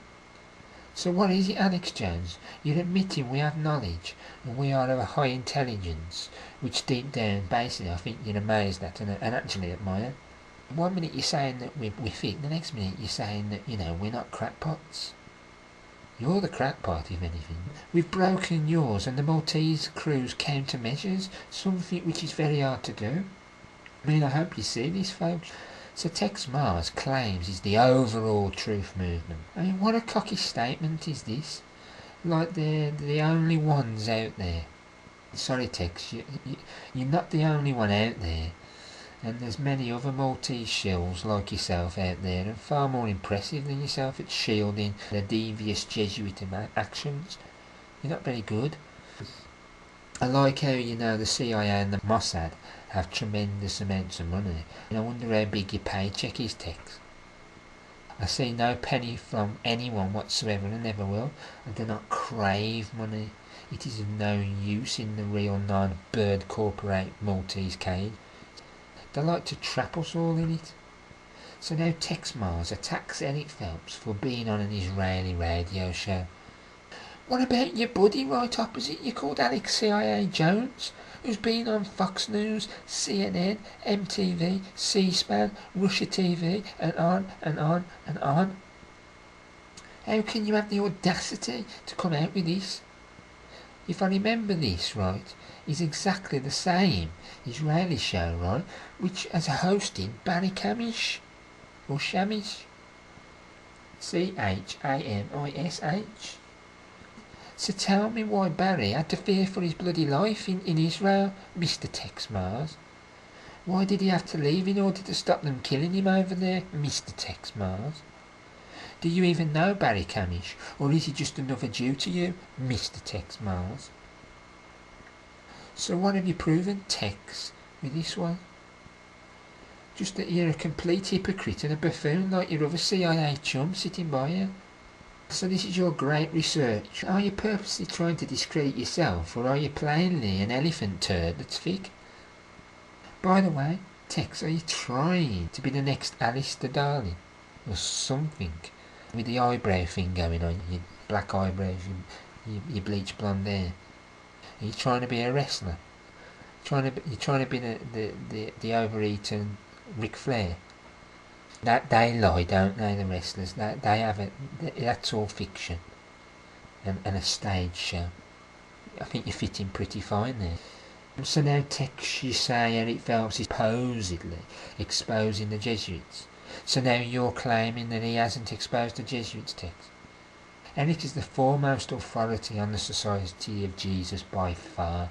Tell me something, Tex and Jones. What do you think of your guest Jordan Maxwell? Why he wanted to announce Eric Phelps at the Con 2002 and wanted to listen to his Jesuit talk, as he'd been looking into Eric's work in the past and also promotes it on his website, and I think he still does to this day, as far as I know. So now Tex decides Eric Phelps doesn't like people who exposes Zionism. Tell me why Eric Phelps exposes the hand of the Sabbatean Labour Masonic Zionists then. Eric has no problem with people exposing Zionism and Zionists. The problem he has is when people who know better simply will not tackle the Roman commander, these off-Judans. You can't keep blaming these off Judans when you are aware and you know what's really going on, and that's what annoys us. Now tell me, Tex, right, what it says in the Bible about the Jews, what they say. In the Bible, the Jews, quote, have no king but Caesar, end quote. Now who is Caesar exactly? And what is the Pope? Is the Pontimus Maximus again, an old title that the Caesar had. We are dealing higher now into the Omega level, and we don't want to be blaming Hof-Judans for everything as if they're at the top, who are little piddly puppet knights, if they're lucky, when we know better. It's also very hard for us to listen to people putting all the blame on the wrong crowd. So Mr. Tex Mars, you got Eric's book, and it was absolutely ridiculous, was it? And hokey and all this crap you come out with. Why doesn't Jordan Maxwell seem to think so, and other so-called authorities in conspiracy? Why did you sell it for so long upon your site, Mr. Tex Mars? By the way, Mr. is a maritime term which then makes you a corporation. You're a captain of a ship. That's why I'm calling you Mr. Tex Mars. That person. Please don't tell me it was because your audience wanted it there. Why would you promote a book you don't like or agree with? This proves once again your shillery. What's wrong, Tex, with his publisher? Is it because they're not on the CIA list of recommended publishers, CIA publishers? A book so wanted, Vatican Assassins 2, it's fetched as much as like $300 to $800, probably more, I might have missed, on these online auctions, for instance. Why would people, for God's sake, be willing to part with so much money for something which is of no use and has a bad reputation? Answer me this, Mr. Tex Mars. And please don't claim it's because people haven't read it before they've bought it. They're buying based on what many have said and on their recommendations. So, you've exposed the Jesuits, have you, Mr. Tex Mars? Are you a Jesuit authority, Mr. Tex Mars, as we've said earlier? Where's your Jesuit book, Mr. Tex Mars? Why is Eric the authority on the Jesuits then? So it's okay, is it, Tex, basically, to claim the Illuminati have created all offence from 1776, but it's not okay for us to say the same of the Jesuits, who in fact control their created Illuminati. Again, it's pure hypocrisy. Tex is simply trying to discredit while screwing himself over right now. Do we still need this Mr. Tex Mars around? I personally think not. We need rid of all these Roman lackeys. Now some even bigger bunkum comes from Tex Mars. Now he claims that Eric Phelps hates people who believe 9/11 was an inside job, claiming that Eric makes out they're a Jesuit in hiding. What is this overweight, hormonally injecting meat-eating idiot on? Eric Phelps exposes 9/11 as an inside job, but goes further and names actual names and real orders in charge, such as the CIA, Mossad, British Intelligence, Maltese Knights, Cardinal Egan, etc., etc. How's he calling them conspiracy theorists and blah blah blah, like these people are trying to make out? I just can't believe what I'm hearing from this great lump. Eric exposes the intelligence network control of these so-called 9/11 truth movements, such as this Canadian SIS agent and the Knight of Malta, Alfred Weber, or Webbery, which Tex Mars is sticking up for. Look, people, just study Eric's work before you believe this complete suppressionist Mr. Tex Mars. And your eyes will be opened very quickly to the truth, and these guys will fall into a fiery pit as they should have years ago. Like the Bible says, we're living in a time of deceit. And these are the great deceivers, the false prophets. So, Mr. Tex Mars, you have all these Vatican videos, do you, right? Do you once name it as the head of the dragon? And what about Jesuit videos, Tex? Why is it you have all these videos, yet I have needed to learn all my information from Eric John Phelps on the Vatican? And I've used other people as well, but Eric John Phelps is my main one. And you were supposed to be the be all and end all. It's funny that, isn't it? Now Alex tries to claim that we say the Vatican is the only one with evil and all this crap. The Vatican is the most evil, controlling everything. But not only the Vatican can be evil, for God's sake. I mean, your neighbours can be evil, you can be evil, your sister can be evil. He's trying to make us look stupid, when in fact he says we're far from it. He ain't very good at lying. You've got to have a good memory to be a good liar, and he ain't got that. Not in this case. Apart from what's being programmed into his head, what documents, but never the deep part of it. Just this low level. CIA want you to know. And then they got the next shill that he's allowed to tell the higher level truth seekers that little bit more. And then it gets to the point where that's it, then it's stuck. But we've progressed past that and they don't like it. We can't have these new teachings coming back. Well, they're not new. They're old teachings of truth, what the Jesuits once suppressed. But we're bringing them back. We're bringing true history. We get Alex Jones diss us and on about us giving history lessons and things like that. Well, that's what everything's about. True history, not Jesuit constructed history and suppressed history. But Alex Jones don't like true history. So, can't say that the Vatican is the evil of evils. I mean, what a pathetic comment from a very pathetic man, really. I mean, just as William Cooper pointed out earlier. I mean, so tell me, Tex, what do you mean by Eric giving some truth? Can you tell us what these truths are? So now, Alex, you decide to claim Eric now says that these mythical black magic rituals are done in Foo Fighters. I thought it was planes before. Are you trying to confuse as well as be stupid? Do you, Alex Jones, or Alex CIA Jones, actually understand why God separated his creations in the first place? His peoples, his races. This is why people of different races should be apart from one another, and they were. Are you all Babylonian mystery religion people in support of Babylon the Great? Seems that way. So Alex Jones, do you actually live in a real multicultural world like I have to? Do you see the problems from race mixing? And forced race mixing as it is? Obviously not. Do you understand human DNA, Alex Jones? No. Go and do some homework and live in the reality for once. All races on earth will be far happier with their own nation and own people. If everyone had the same opportunities free from the Maltese birdcage, then one wouldn't need to desire to live on another's land with different races. The desire is only for the money and the lifestyle, which is gradually disintegrating. This is evident from all the Africans rolling into my country for the welfare state. It's getting to the point now where I don't see the typical black Englishman.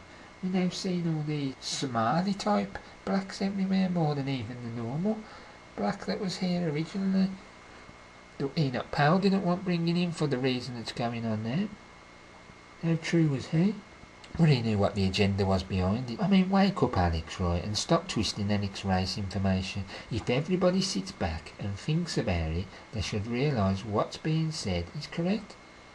And like black people who don't fully agree with Eric on this subject, that's because they're black and they're living in our lands and having our freedoms. Would you honestly think that you should go somewhere else if you're here? You don't work that way. So this is why some people who are black who follow Eric Phelps on most issues can't get their head round that. If everybody sits back, like I just said, they're going to understand it. They've got to start using open minds and see what's going on and how blacks are being manipulated against us and against themselves. And they've got to know who by and what the agendas behind it is. There's so many blacks, they've got to also they're being taught false history and claiming it's black history, and a lot of it's bunkum. It's been put there to make them believe that they're more somebody than they actually were, and that we've suppressed them even more than we did, and we did suppress them a lot, and did the things to them. But it's just agitation by the Vatican to get gear up for what's coming with all these race riots shortly, which, funny enough, who's going to be behind them? Jesse Jackson. Oh, we've already got the protest ready for when McCain wins, because if he wins it's a fraud. So therefore then, if it was a real election, and McCain did genuinely win, oh, it don't matter to Jesse Jackson, he's still going to have his thing and claim it was a fraud. More than likely will be a fraud, an outright fraud like the 2000 coup with Al Gore. More so than that fraud 2004, which weren't a coup or a steal. Bush did win it. But they like to harp on the agents like Alex Jones about the 2004 election being stolen from John Kerry, but they never talk about the 2000 election being stolen from Al Gore. I can't stand Al Gore. He's an agent for Prince Philip, but at the end of the day, that was a stolen election because Al Gore had the vote, period, by a mass majority vote, whereas Kerry didn't. But all these Alex Joneses harp on about the 2004 elections. You understand what I'm saying there? They're devious and crafty they are. This Jesse Jackson. Now what's Jesse Jackson? He's from the Boule, the B-O-U-L-E, the Boule, which is the main secret society in the centre, the total 9, the completion 9, which reversed is a perfection 6 of the societies, black societies, elite upper class societies. He's also an informant, a lackey of FBI Division 5. He's also controlled by the Archbishop of Chicago, who is Francis Cardinal Eugene. He is the treasurer for the Vatican, a very powerful man, also in charge of the Nation of Islam, and also the Ku Klux Klan. Again, the Vatican manipulating both sides. I mean, what was good, you even saw that, I mentioned it before, that street gang guy who's left the gangs, actually talking about how the Vatican's controlling the gangs with the archbishops. That's Jesse Jackson behind the killing of Martin Luther King. For instance, you know how he never wore a tie, and he made Martin Luther wear his tie. Crafty man, very crafty man, devious to the core. Him and his Al Sharpton. Al Sharpton's an FBI Division 5 as well. And same with Spike Lee, that great black producer of movies who a lot of the black people who are profane just do not understand what he's all about and look up to him when he's a devious piece of work. Basically, it's all out for money, fame, and to be good. But these people murder people, and it's disgusting. That's Jesse Jackson and the coming race riots. But this is what it is. They're trying to start up race riots, which we, from the look of it, from the documents like the DOD and the MOD, it was looking at 2010, but it looks like now it's a year early, 2009. And that's going to work well, especially in the United States, because if I remember rightly, they wanted to get the North American Union finished, or really get going, in 2009. But it's all tying in with the financial economic crisis. So crisis, riots, martial law, then Amiro's having to come in. We've got a global currency right now. It's not money, it's oil. That's your global currency. Black gold. Also, Alex, I don't think I've ever heard Alec Phelps use the term agents or agent as such. Very rare if he has. He uses the coadjutor term. I use agent a lot, and others do. I don't know where you're getting this Nazi agents thing from exactly, the way you're putting it. Is it out of your empty brain or something? I mean, do you live in a fantasy world? Are you programmed by the CIA that much? What a shame for your soul, what God gave you. And how screwed up it is now, and trapped and manipulated, and God knows what with probably possible alters and things, that and compartmentalisation of your brain into 2,000 and odd parts. Your cube. You've got to have some fun with these people, you know. They like to call us names and lie and laugh at us, you know. So let's have a bit of fun with them at times. Can't keep being too serious all the time, can we? So, what has Tex Mars, Mr. Tex Mars, and his engineering, etc. career got to do with anything? It's got nothing to do with it. So, Tex Mars was an Air Force officer. Wow. Shows what a shill this man was. Because when we see an officer, right, I don't know about the US, but over here, our armed forces only make officers of upper class and elitist types. You and I don't get it to become a an officer, they'd have to be desperate. Nobody else whatsoever coming in to do that, just us. But anyway, why would anybody want to fight for the Pope and his 14th Amendment unholy Roman United States Empire? Do we see Eric Phelps wanting to do this? No. What are his thoughts on if his children go into the military? He would disown them. He said that. I mean, this is the mark of an honest and truthful man who believes fully what he preaches, and he practices it too. He reminds me of myself in certain things. So, Mr. Texmars, what was it like being a pawn for foreign policy, as Maltese Henry Kissinger has put it in the past, along with very horrible terms to do with animals as well? I mean, you're not such a smart man now after all this, are you, Mr. Texmars? So Eric's now in the pay of Israelis, according to Mr. Texmars. Why is it that this man is right now not very well off?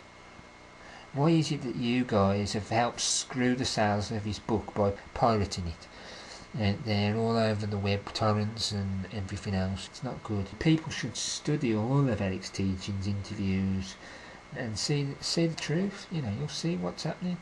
Whilst all these phony scam artists are rich and have good lifestyles, paying little teenagers to go halfway around the States on planes at a whim. Look at how the real true sayers are poor, or just getting by, utilising normal jobs on top of it. So Alex, why do you insist on trying to make out Eric doesn't believe Israelis were behind the USS Liberty attack?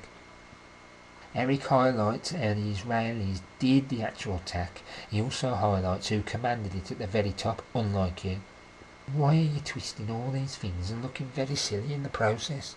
It's daft. Mr. Texmars is a giant in all this, according to Alex CIA Jones. Well, Mr. Texmars is a giant. Yeah, he is. He's a giant of pies and lies. Pies and lies. P-I-E-S. All these years of Texmars, and I had to find Eric Phelps for the truth. Well, that's a good show, isn't it? You've been what, 20 plus years, Alex? Well, I've only been 7 years and I've gone higher already. Aren't you ashamed at that? I would be. Oh, again, Alex comes out about some amazing discoveries by Texmars against Eric Phelps and so-called others. Boring. So now Alex goes again one step further and tries to imply Eric Phelps worships Israel and not Jesus Christ, the true teachings of the Bible. Well, listen, Alex Jones, who always speaks of Christ and Jesus Christ, for God's sake? It's Eric Phelps. He's always trying to get us. It's like I was talking to him about religion. He says you don't need religion, you need to be in Jesus Christ. Yeah, we don't need religion as such. So there's one little example of his Jesus Christ. Seriously folks, I'm worried how at one time I actually followed these buffoons and hung on to their every word. I mean, it's a very scary thought. It's nice to now have confirmation on what I've found out about these sorts of cretins. Alex then moans because he's expecting people to say Eric's talking of these mythical flying saucers again, but don't. They don't, Alex, because Eric does not speak on flying saucers and nukes. You know, I mean, I seriously believe you're not only controlled, but you also have a screw loose, for real. You're living in Gaga land, my friend, and actually, what's worse, you believe in it. I mean, please someone take this guy to Legoland before putting him in a mental institute, because that's where he needs to go. But probably at night he probably does go to a mental institute controlled by the CIA when they're pumping some more stuff into his photographic memory, if he's got one, you know. Shame he don't photograph the true teachings up there, innit? You know how you claim, Alex, that all Jesuit exposers are ex-Catholics who must have been abused, right? I mean, I'm starting to wonder if you've been down to Disneyland yourself as a young puppy. Did you ride a carousel much after your torture? Two can play this game. Mr. Tex Mars, what is this order of the Jesuit? Exactly what you're talking about. The order of the Jesuit. You mean the Jesuit order, or the Society of Jesus, I presume? Mr. Tex Mars, Jeff Rents is a Vatican agent, because he once again is a paid shill like yourself in order to put over British intelligence wishes. Whilst on the subject of British intelligence, I may say, why is it that hardly any of you US citizens, truth frauds, ever mention these? Why is it that when British intelligence gets brought up, it's like very rare by you guys, if at all? I mean, why is this when British intelligence controls and created your CIA and the Mossad? Why is it when British intelligence is riddled throughout the United States, controlling everywhere? You always just focus on the piddly CIA and Mossad. What is it? Jeff Rents is an out-and-out Jew-baiter who denies Vatican control and Vatican crimes at high level. Jeff Rents has also lied about Eric Phelps, like you're doing now, and he claims some nonsense similar to what your CIA Jones did about poor old William Cooper. So, this is why Eric exposes, along with many of us, Jeff Rents. The same Jeff Rents who pushes the false trail conditioning known as bird flu and the HIV virus bunker. The same Jeff Rents who has appeared on British Intelligence Broadcasting Network, the BBC, for God's sake, what we call the Blair Broadcasting Network. Really, the British Broadcasting Corporation, the BBC. The same Jeff Rents that discredits truth with much info, that's bunkum such as UFOs, etc. He's got some right crap on there. It's done by design. On the Cumby issue, this is clear when you read the texts and emails to and from Eric and like on his blog. Just because someone highlights something that's occultist doesn't mean that they're not an agent or even wrong for that matter. And we're to worship these people like a god and not be able to say anything about them. Wrong. Do your homework, Shill. My God, you can see the fear on Alex Jones' face as his fortunes start to go up in smoke. Well, news for you, Alex. You've now poured gasoline on the flame. What a darn screw-up. So, Mr. Tex Mars, do you know the address of your pathetic ZionistChampions.com? Yeah, another stupid move, never allowing people to see the real information, totally highlighting yourselves as the frauds you are. Again, Tex, you bring up the Zionist connection, and apparently Eric not liking anyone bringing up the Mossad. I hear Eric speak of Mossad many a time. Why don't you speak of who created Mossad, being British intelligence, William Stevenson, and all the Knights of Malta behind the CIA, which was created by the same William Stevenson? Again, because we can go higher than this piddly Mossad that you seem to blame for everything. You don't seem to like it, do you?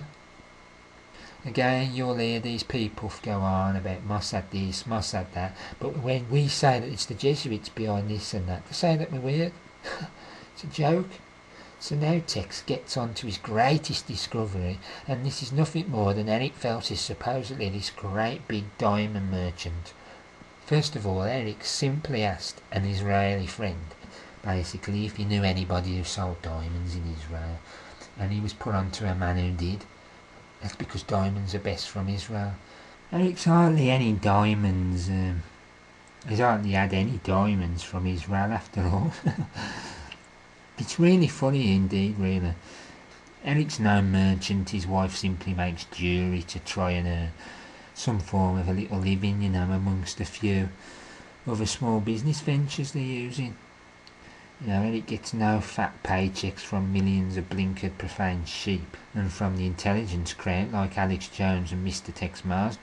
It's like if I had a friend in Rome who could, like, get me good medicinal herbal tinctures cheaper than my supplier. Would I use them? Of course I would.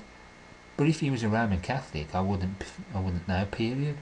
The point is, right, that it doesn't mean that I'm in leagues with Rome, does it? So if I went on vacation to Rome, would I suddenly become a stooge of the order? Of course not.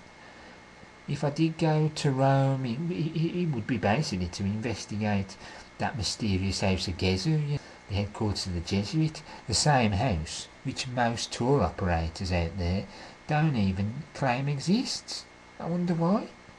You have to go and find it yourself. So the big discovery turns out to be a flop. Tex Mars' great discovery, it's a flop. So Eric publishes his business site selling diamonds from Israel with his name and everything against it.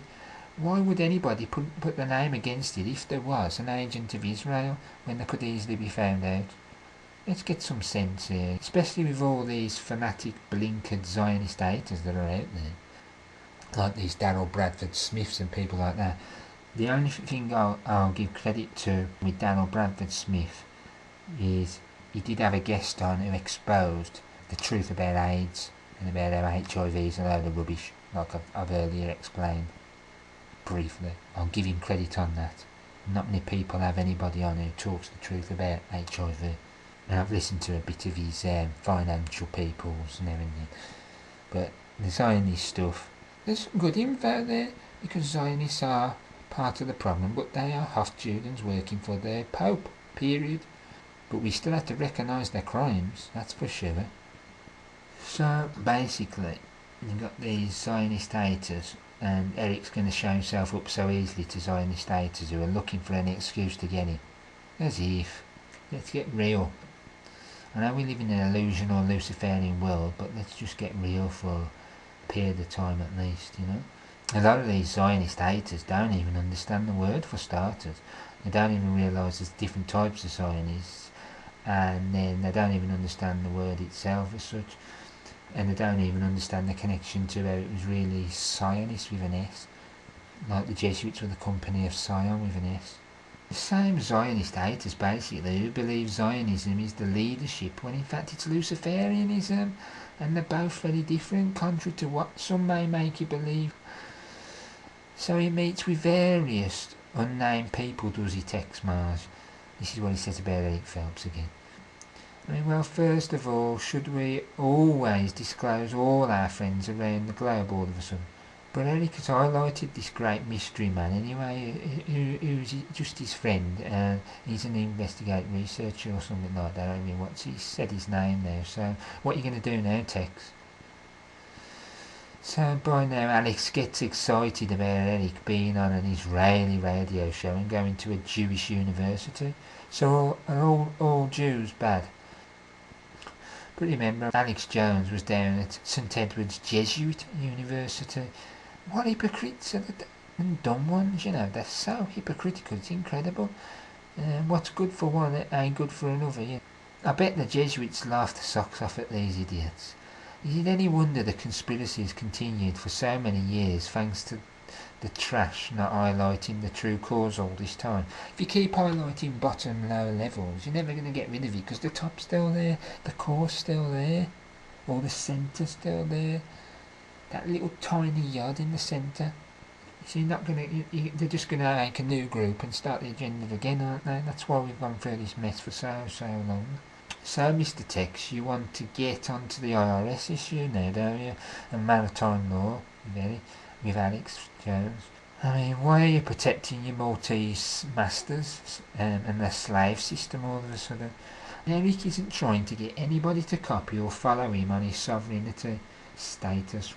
What about when Jordan Maxwell speaks on this subject and his sovereign status? Why have you had him on your show, Alex Jones? And remember, one of the few people that's talked about maritime is Jordan Maxwell. I do have to give him credit for that. He was the first main guy I learned about that from, along with a few other things. Again, you have to eat the meat, spit out the bones. But Alex Jones has him on his show. Remember, Eric has only filed the last 6 years, and all for zero. I mean, Alex claims everybody has been had for this, but how come Eric hasn't?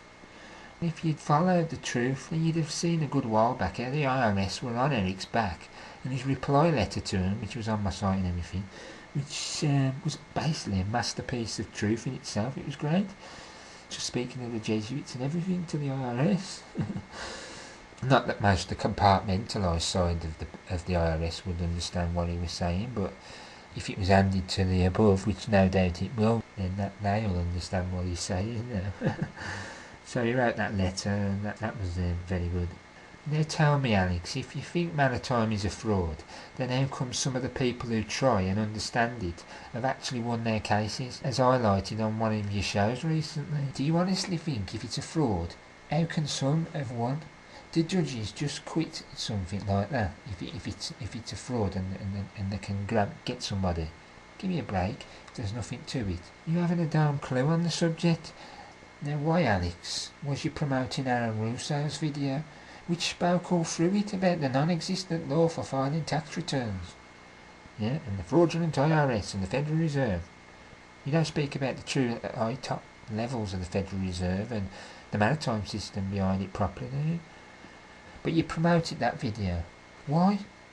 Do you think Aaron Russo was full of dung as well? Now let's get down to some nitty gritty here. Why did Aaron Russo and other shills not mention HJR 192? HJR 192. 192. And how it works. Eric did, and he warned everybody what they were being told by the likes of Russo doesn't actually work in the way that they're telling you, thanks to this hidden HJR 192. Do your own work, Alex CIA Jones. Also, Eric has helped interview Mr. Peter Eric Hendrickson, and he's the authority on the subject, and he's written an excellent book in its third edition, and the book's called Cracking the Code. Cracking the Code. So please look into that, folks, you know. I mean, it's a good book. Once again, Alex fear-mongering Jones. Ooh, the IRS is the scary daddy and there's nothing, absolutely nothing you can do. Bunk 'em. I'm not saying it's easy for everyone, but it can be done if you know how to do it properly. I mean, it's certainly not for the Alex Jones sheeple idiots who spend 30 minutes a week, if that, on conspiracies, that's for sure. By the way, Mr. Tex Mars, why would Eric want a social security number? A system brought in by a Jesuit Confederate by the name of Franklin Roosevelt back in, I think it was 1934, was it? You know, just 1 year after his Gold Confiscation Act of 1933, the year of the United Corporation States going bankrupt. Then the introduction of this maritime banking law ever since. Do you like being chattel property, Mr. Tex Mars, of the phony Roman 14th Amendment United States? Chattel property, Tex. Yeah, is a cow owned by its farmer. But you'd know a lot about cows, wouldn't you? The amount you've obviously been eating over all these long years. What a patriot you are, being ruled by a foreign invader out of just a little puny 10 square mile radius called Washington DC. you little, or not so little, US citizen. That Luciferian place of the Roman Catholics. The District of Columbia, that feminine Lucifer within the masculine square of hell.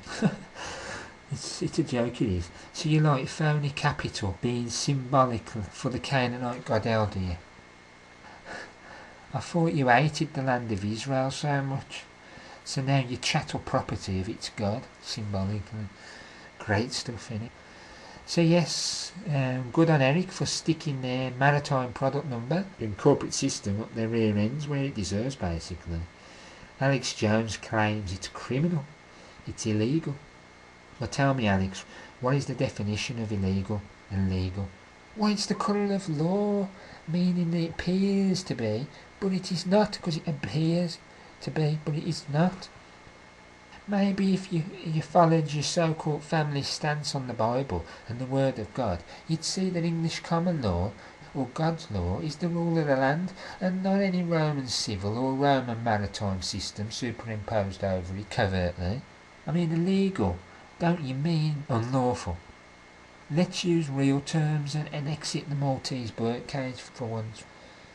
So yeah, Alex also claims Eric changes his tune to different people. What utter lies and fabrication. Eric is the same regardless of who is around, period. It is more likely the case that Alex Jones does that. Devious. Next, we'll have another great discovery from Tex Mars about me flying on British Airways, our nation's carrier, being a British intelligence-owned corporation.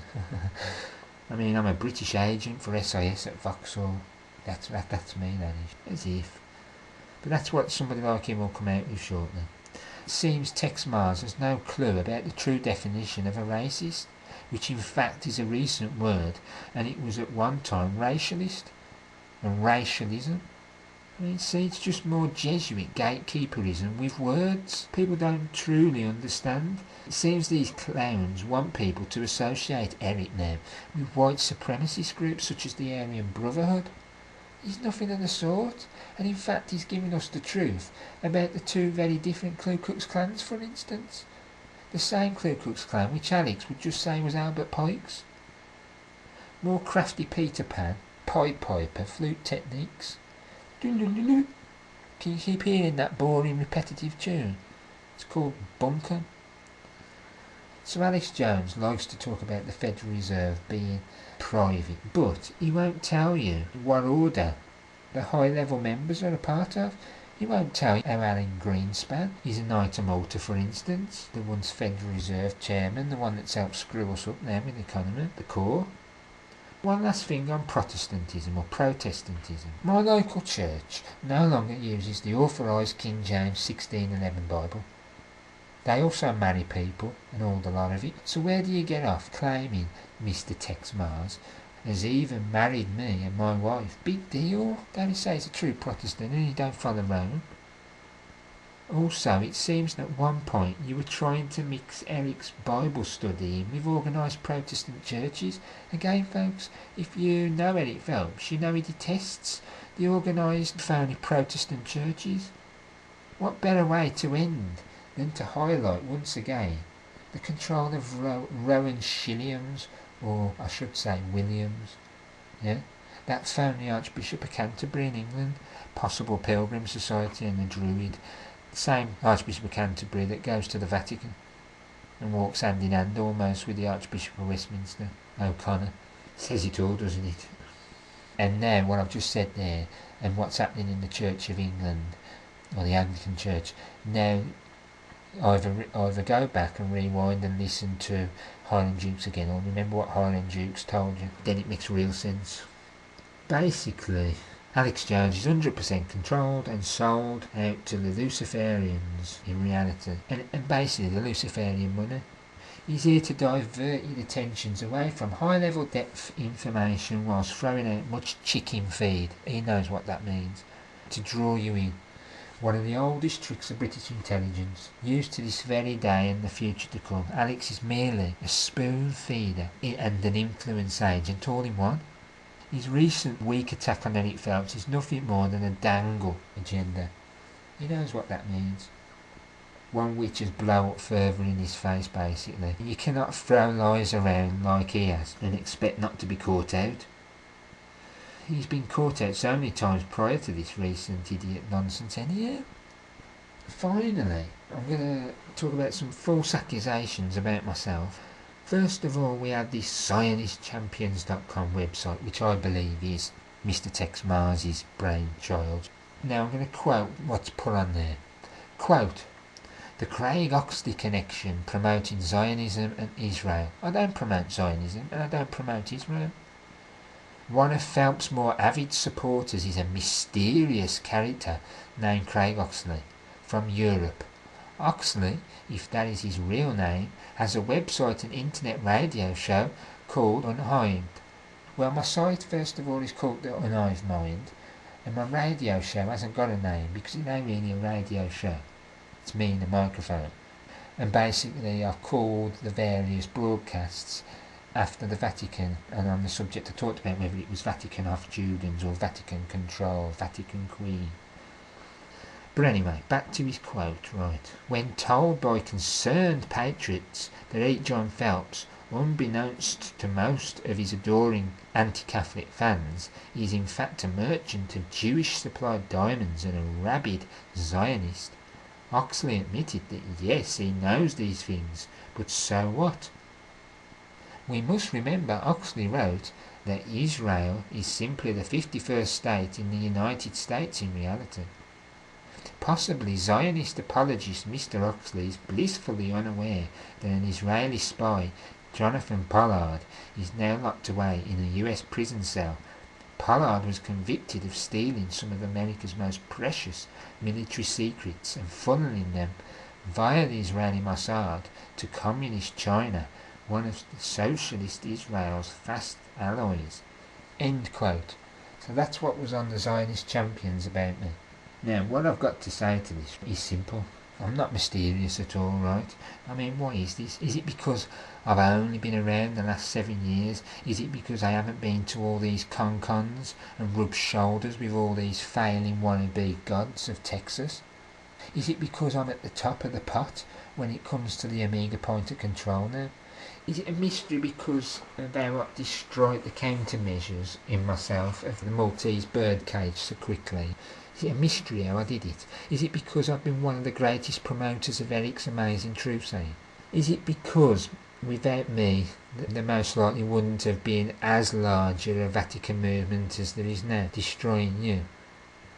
Got to give credit to others as well, Thomas Richards and people like that. We've all played a part, but my pushing on them various forums early on, before people were getting onto this, started to cause trouble for these agents big time, and they didn't like it. And now it's going big time and they really don't like it. At the end of the day, I'm just a normal Englishman and nothing else. A normal guy who in fact also aids people in trying to understand the frauds and scams more in depth. A guy trying to educate people on cancer, for instance, to protect them from disease, and the quackery creating the disease right now on purpose. And I'm trying to learn myself more, and it's hard having to dodge these various agents that are lying to us. Tell me, Tex and Alex, what have you done in depth on this subject of trying to help people's health properly? I've not only gone into depth on the conspiracy, but also Vitology Health. And now Alex Jones, speaking of the odd vaccine article, does not count. Yes, Craig Oxley is my real English name on my English maritime birth certificate, with the Oxley surname in all capital corporate letters the last time I looked. Once again, we've heard the pathetic accusations against Eric's little business. We've heard Eric's side as well. I already knew all of this beforehand, right? There's no big deal then, there's no big deal now. Just a bunch of Zionist betas desperate to keep on to their weak theory that the Jews rule the world. So yes, the state of Israel, to me, in reality, is nothing more than the 51st state of the United States, controlled by the same Roman Clive and Set. Who funds it? Who gives so much money to keep it going, for God's sake? Use your brains and your eyes and your ears. And it's controlled by the same Roman Clive and Set, and with its Council on Foreign Relations and the Institute for the Jewish Policy Research. Seems so-called conspiracy exposers have forgotten that all the so-called opposites were brought in as one in reality after World War II. Who controls the United States? Roman controlled Britain. Who controlled the CIA and Mossad both? Who created it? British intelligence again. Who controls them to this very day? British intelligence. Why do we have the headquarters of Russian intelligence down in southeast Denver, housing the likes of the Federal Security Service of the Russian Federation, the FSB, and of course the Glavnoy Razvedi Antonoi Upravleni, the GRU, military intelligence down in southeast Denver, the same Russian intelligence networks who are directly tied to US Homeland Security as advisors and all sorts.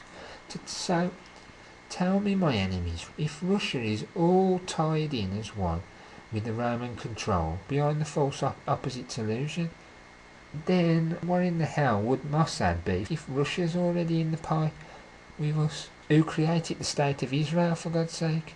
There are no opposites anymore. At the top they're all working together. Lower down in the pecking pie, some of the illusions are kept for the profane, both out of and inside these organisations and networks. Again, the compartmentalisation working at its best to keep people in the dark.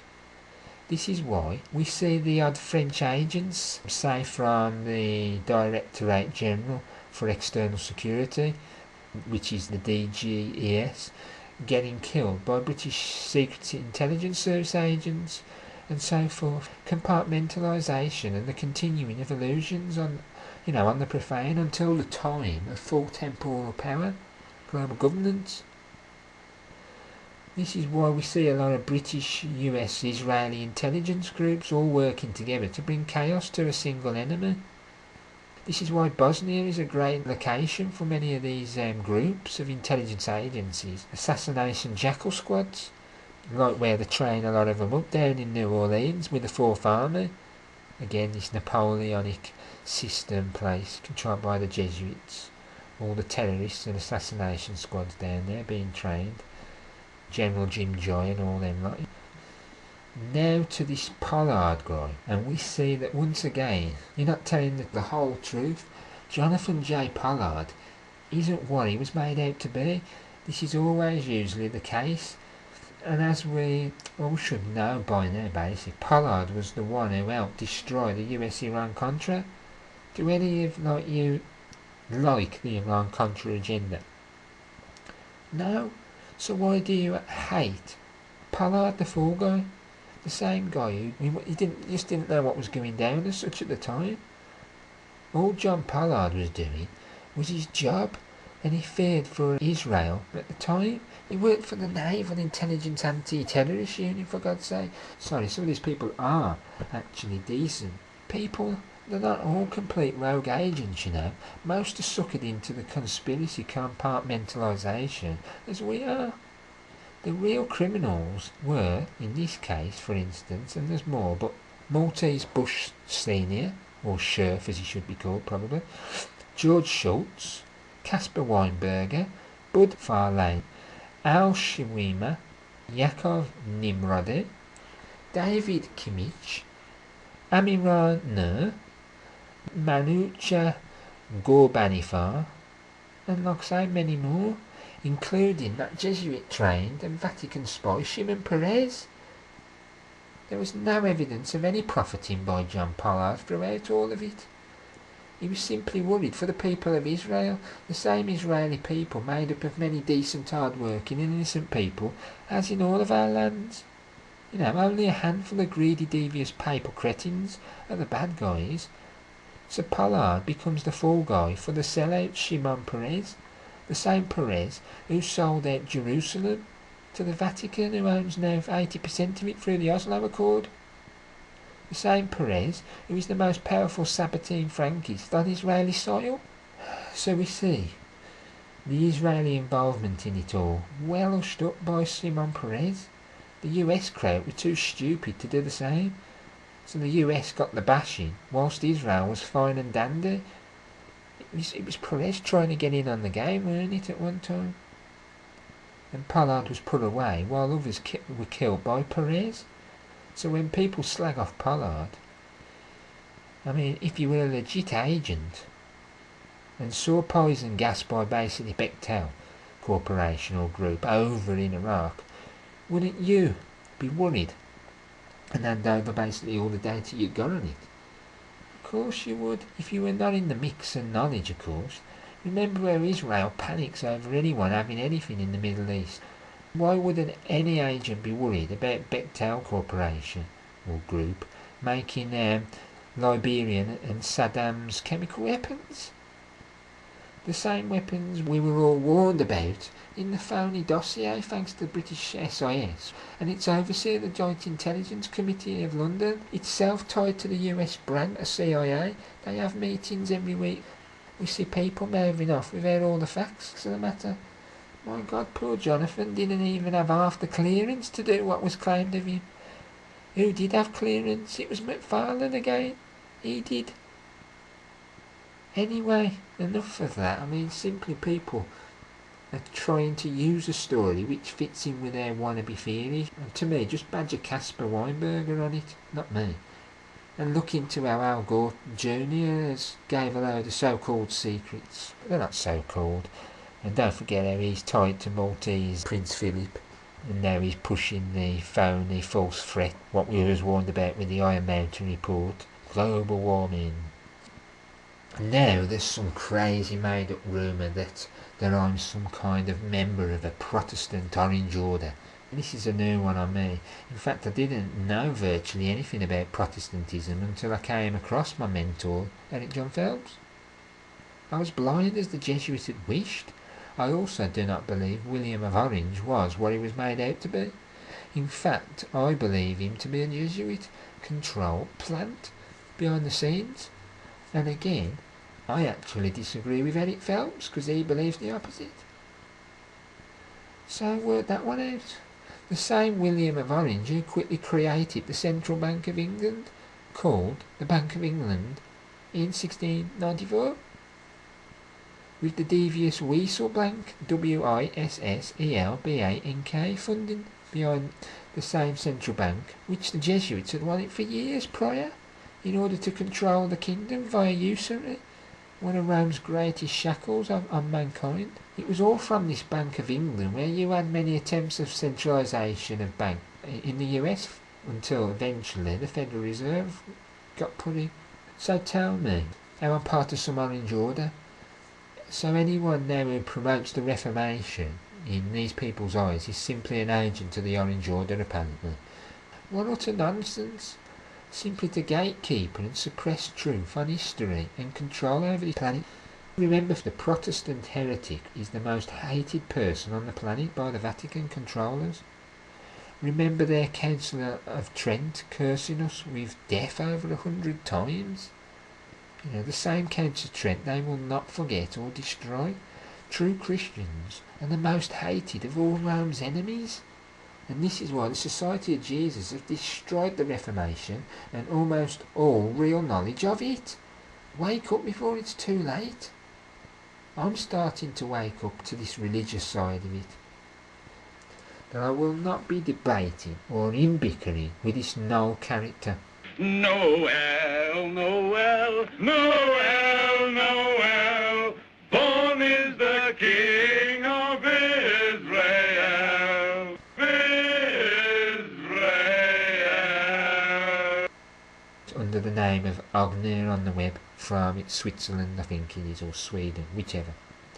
I do not waste my time with people of such lacking knowledge as evidenced in his pathetic attempt to debate Eric John Phelps the other day on First Amendment Radio. A man of only 5 years' experience, and it shows from how lacking in scope he is. I'm 7 years' experience, only 2 years ahead, but I was onto the order within the first 3 years, with an open mind all round. That's what you need, an open mind. Listen, go over and over. Noel is simply a man who's like a child in a sweet shop, all excited and blinkered by the Zionists. Also a very abusive man who I will not roll with. He swears and all sorts. There's more swear words than information basically, which is the case with most of these people. I've fought the best and I've won, and I'm not going to waste my time with this little character. I hear Darrell Bradford Smith's behind him. I don't know, I don't really care. Man, right, with a name based around the ancient Canaanite god El. Israel. I mean, where's Canaan? It's Israel, Israel, El. His enemy. I thought that was funny. Enjoy your Jewish origins of your name, Noel. N-O-E-L. There's no time to be wasting fighting with these clowns, basically. I mean, we have to just push forward with our knowledge and wisdoms, and to carry on as normal, getting the word of truth out to the peoples on the real enemies finally, you know. So I like to point out that this Noel takes his handle, you know, his nickname on the web, from Ringo of the Beatles, Ringo Starr. He adores the Beatles. That Tavistock Institute creation of social engineering, the same people that were behind training up Henry Kissinger, I think it was with R.V. Dicks, was it? D-I-C-K-S. It's an institution with social engineering. So let's just look at this name, Ringo Starr, just for a minute. We have a ring, R-I-N-G, and the O. There's your ring, which is a circle, and a O, which is a circle, representing El, the Canaanite god, again, being the planet Saturn and its rings. You have the circle, which is a representation of the feminine energy, and the yoni, the female organ, and Lucifer, the planet Venus. So there's your ring O. But then, of course, you have the star. And what's usually the star? Yes, a 5-pointed pentagram, which represents the planet Venus and Lucifer, the feminine once again. So you've got the circle, which is the ring, which represents the planet Saturn, and it's also the female, so it's the two together, the hermaphrodite, the masculine and the feminine energies, and linked with the hermetic orders. But yeah, you've got this star, and what's usually the star? It's a 5-pointed pentagram, isn't it? Again, representing the feminine and planet Venus. Once again, the 5 of Lucifer, of the female. Very symbolic and an absolute laugh when attached to this clown called Noel. True Ringo Starr has a fascination with the Masonic law of 5 hand signal. He throws an awful lot around what you're led to believe is the victory sign of Winston Churchill, that Maltese knight and druid. Let's remember how the Beetle's name comes from the scarab beetle that the Egyptians worshipped that was sacred. Remember these people and the continuation of the Egyptian mysteries religion, the enemy of Christ and the god Adonai. Anyway, this has been quite a long broadcast now, and I'll end it at this current time. I hope you enjoyed it and got something of worth from it. I will not be bothering with Alex Jones again or Tex Mars. I've made my point and they've made theirs, which is screwing themselves up, so there's no need to go there anymore. And I'm not going to be playing around with phony Zionists. I hate these Ringo Stars, so they can bait as much as they want, but it's not going to work. Their lies can be seen through, and will be seen through. So I hope you got something of worth from it. Some of the beginning information had been spoken about before by a few true good patriots. I thank them and you for spending your precious lifetime on me and my teachings, basically, and I hope you can soon see, if not already, what's going on in this world. So basically, as usual, all I've got to say is death to the Society of Jesus.